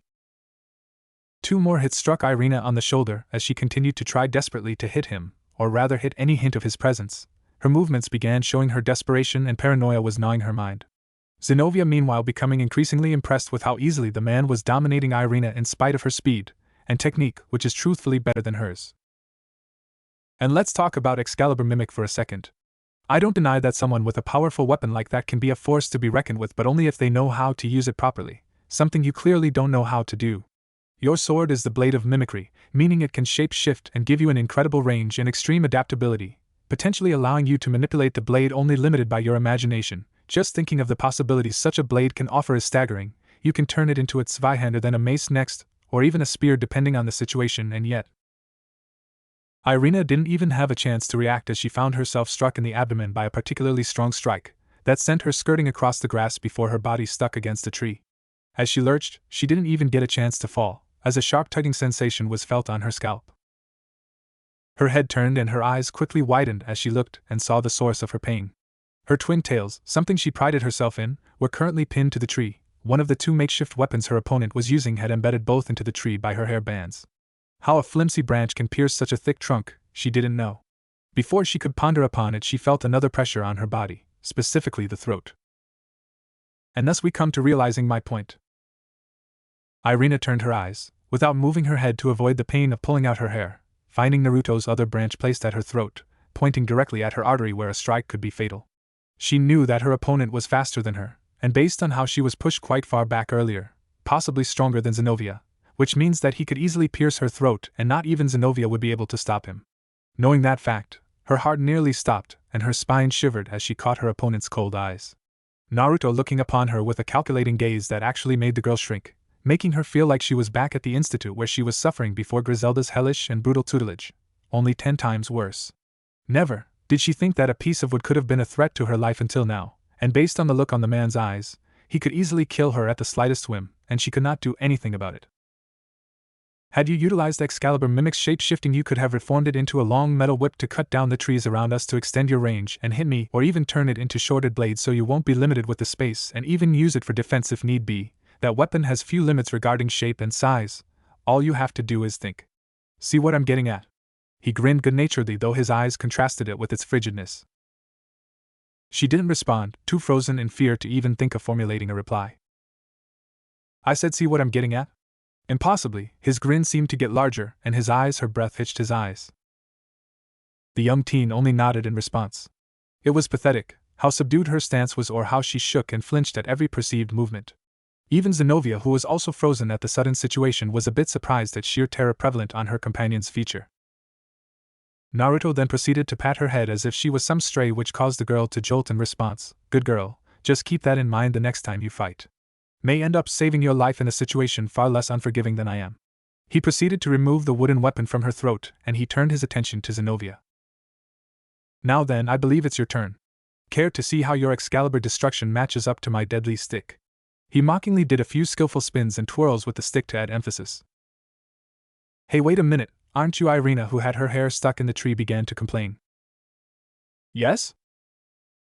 Meet, she could only mewl in fear as she shook her head in negative. Help me out of this tree is what she wanted to say, but to see his gaze at her with those eyes, the word got stuck on her throat. Now that Naruto's attention was back to Zenovia's, Irina only quietly moaned as she tried to pull the stick that currently had her leashed to the tree, but try as she might, it was wedged in good. Without looking, Naruto commented, "Nope, you can stay there and watch for a bit. Keeping you pinned like that ensures you won't miss anything as I lecture the other brat. Think of this as extra credit training." The girl's jaw dropped at his remark, and slumped downwards in defeat only to yelp in pain once she remembered she was currently pinned to a tree. Zenovia steadily moved in a circle around her opponent, keeping her eyes glued to his so she could react quickly. "Just so you know, I won't fall for the same trick as Irina. Between the two of us, I'm the better swordsman." While Irina had the advantage in speed and technique, it wasn't that overwhelming compared to Zenovia, who also had more strength, stamina, and experience. Those advantages were how she won most of their spars. Irina muttered something lightly at the comment while Naruto merely chuckled at his opponent boast. "Oh, confident are we?" Certainly, of the two weapons, Mimic may require more complexity and imagination. Excalibur Destruction, however, is one that needs more refined control and strength. Obviously, they wouldn't give it to just anyone lacking in those areas. So compared to your companion, you must be just as good or better, of course. Don't presume that simply because you are stronger than your friend, that you can still best me. Tightening the grip on her weapon, Zenovia geared up to make her attack. He's certainly fast, I'll give him that, but Excalibur Destruction has a wide attack range with enough strength that the trees would be more of an obstruction of vision than actual obstacle. So long as I see an opportunity, I'll quickly get in close and then I should be able to hit him even if he does move.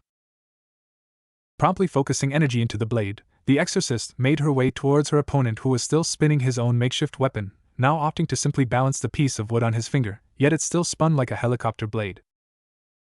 With each step the blade began to glow brighter and brighter. Just a few more steps and I'll be within striking distance, then I'll show him just how strong this sword really is.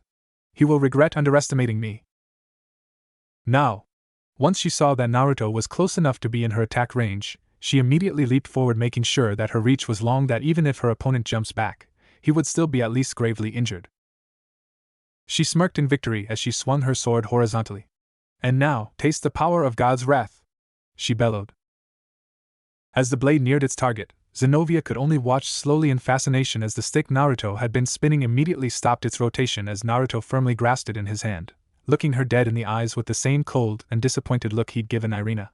She could see the resemblance with her guardian/mentor's faint yet arctic smile with equally frigid gaze which normally follows with a lesson with her long-time and frequent second mentor, Pain. Funny thing about wrath is Naruto's voice shook her out of her thoughts. She looked in front and saw nothing. "It makes your attack sloppy, predictable," and most importantly his voice trailed on as the panic and paranoia shook her within. Before she could even look around, a sharp pain shot from her wrist all throughout her arm, causing her grip on the sword to weaken and the blade to slowly slip through her gradually numbing fingers. "Easily," a voice behind her said. She would have looked behind, but in that instance, the weapon, which had been pulsing with massive amounts of holy energy, enough to slice through 5 meters of trees, had fallen towards the ground. Exploitable.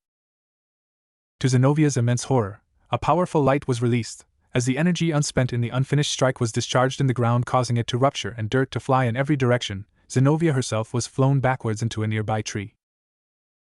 The solid thud of her body hitting the hard oak resounded through the woods as Irina watched in shock. She muttered a light gasp of pain as she coughed small amounts of blood from the impact. With her eyes barely open, she looked at Naruto. The old warrior looked upon the weapon his opponent had dropped with intrigue, as the blade was now sticking out in the middle of a crater one could fit a large dumpster or small car in. "The problem you have with your weapon is that you rely too heavily on its destructive power, and not enough on your own. You thought I was underestimating you, but in the end you were just overestimating yourself. You could have safely contained that energy, however, in your haste and eagerness to strike me down immediately, disregarded your own safety and how to properly utilize your weapon. Even if I didn't disarm you midway I would have ducked, which I did, therefore dodging the attack wholly, with its range and destructive power overpassing me completely." He spoke as Zenovia looks up in silence.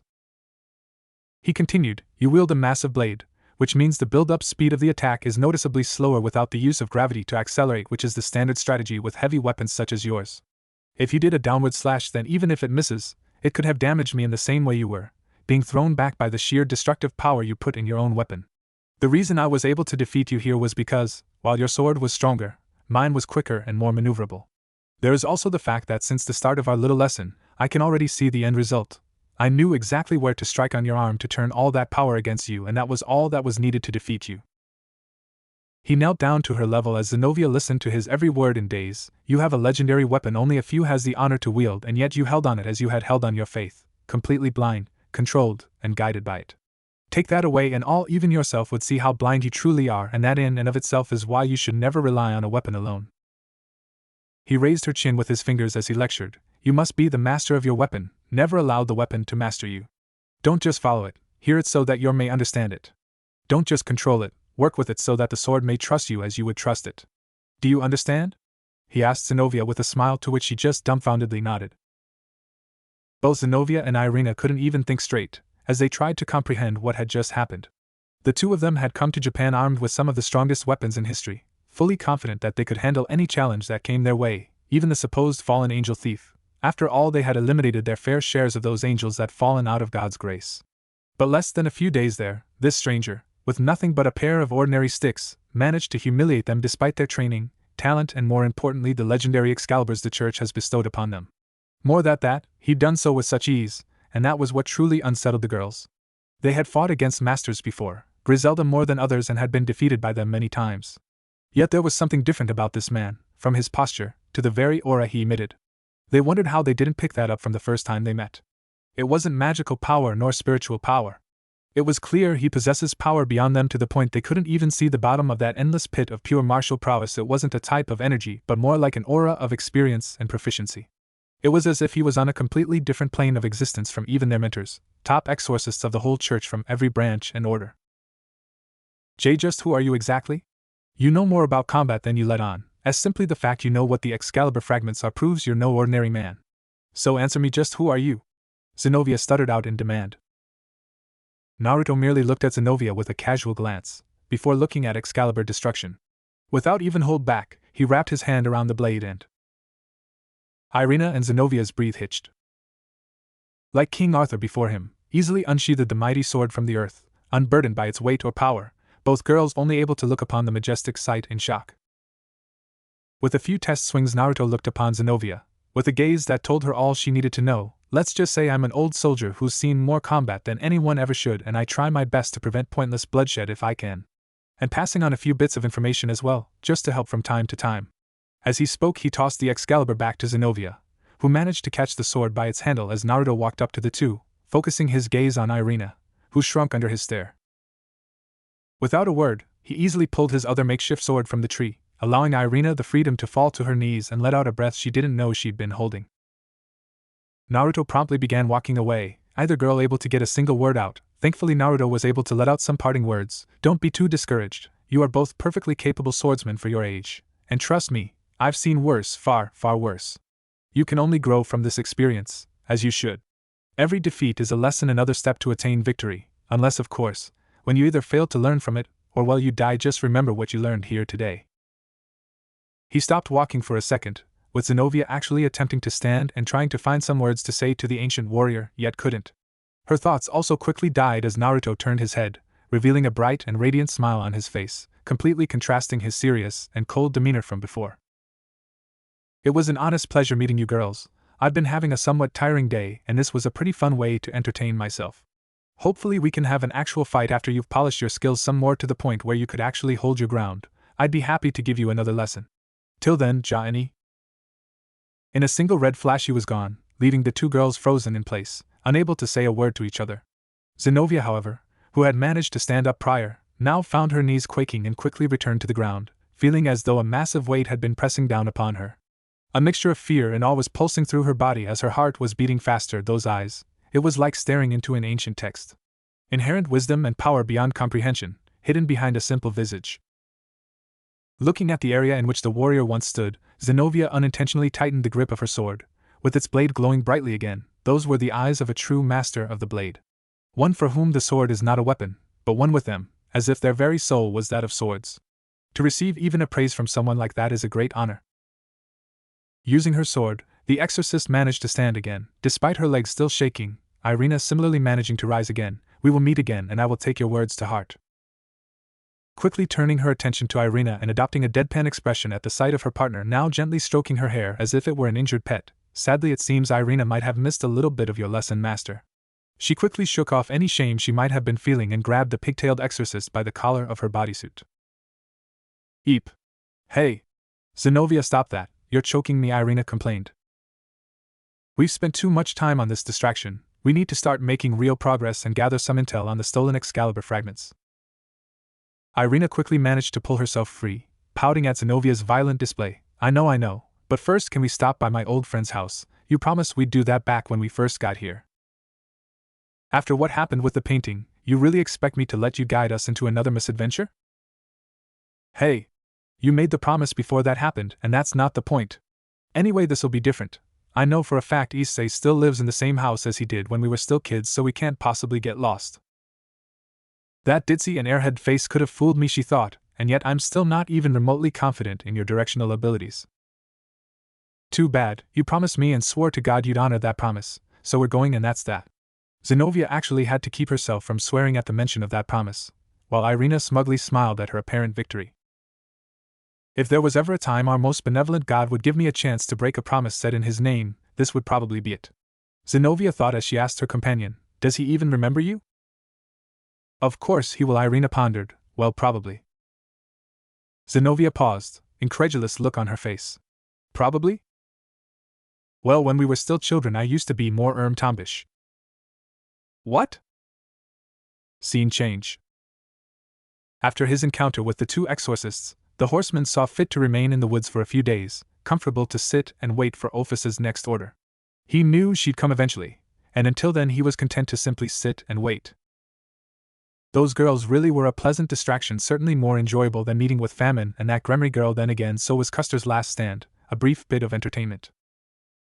The horseman casually made his way through the forest, taking in the quiet serenity of the nature that surrounded him, calming what little rage still resided within him. Yet there was still a lingering thought that he could not as easily quell. It's only a matter of time before I have to step in again with Little Red. I can tell something big is going to happen and Ophis is somehow involved. He paused to take a glance through the trees that otherwise blocked his view of the town. Since his arrival, Naruto had been able to easily keep track of the numerous energy signatures present in the city. Most of them were nothing to brag about, with the Gremory girl being strong enough to be noticeable but still barely a spark. Even her queen was stronger than her. Currently, only a handful of people in the immediate area were of any significance. One of which was Azazel, whom the horseman knew was too lazy and preoccupied with his own interests to cause trouble, while the other was a different story. The horseman decided to stop for a moment as he took a seat at a nearby tree branch, allowing himself to concentration his sensing abilities, and the energies quickly began to flare across the city like signal fires. Kokabeel, an exasperated sigh escaped his lips. I knew that blood-crazy bird couldn't keep his ass in the nest. And wouldn't you know it, Azazel is completely useless as usual, content on just watching his wayward underling trying to start something. Why is it so hard for the three faction leaders to keep their people in check? Zealots, traitors, warmongers. The horseman continued to sit as he debated what course of action to take, seemingly unaware of a pair of eyes peering at him from the shadows. At least that's what the observer would have liked to say, if he didn't quickly feel Naruto's eyes trained directly upon, peering through all the obstacles around them. If that is your idea of being sneaky, you need to learn again. My sensory abilities are second to none, even when I'm not giving it my all, so trying to sneak up on me is pretty pointless. The rider sat up with a more serious and intimidating posture, all the while cracking the fingers in his right hand. While I'm not particularly bothered by your presence, I'm just not fond of being spied on, especially with all the crap I've had to deal with in the last couple of days. As if in conjunction with the whole forest, the spectator went silent. Silence, huh? Normally, people like you get drowned in a seas of weapons. He quickly closed his hand into a fist. However, I recently had an encounter with some people that actually put me in a better mood, and lucky for you I'm not the type of guy who goes in guns blazing unless I have to. So instead.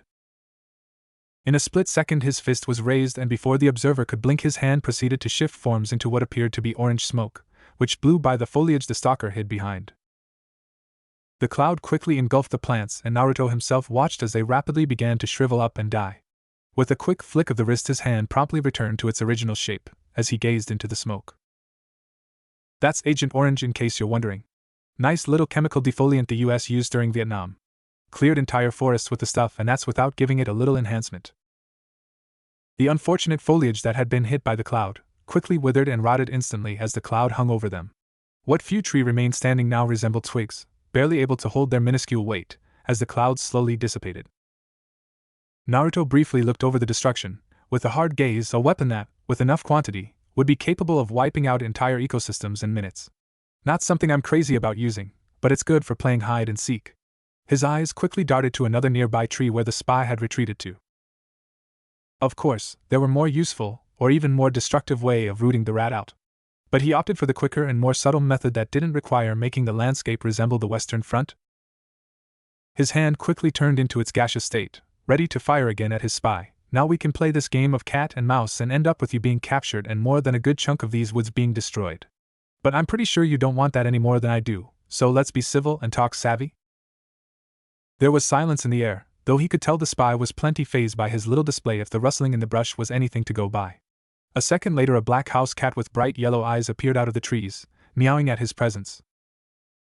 Said cat quickly jumped back in fright as a loud gunshot rang through the forest, with a scorched hole in the ground forming not 3 inches from where the feline had been standing.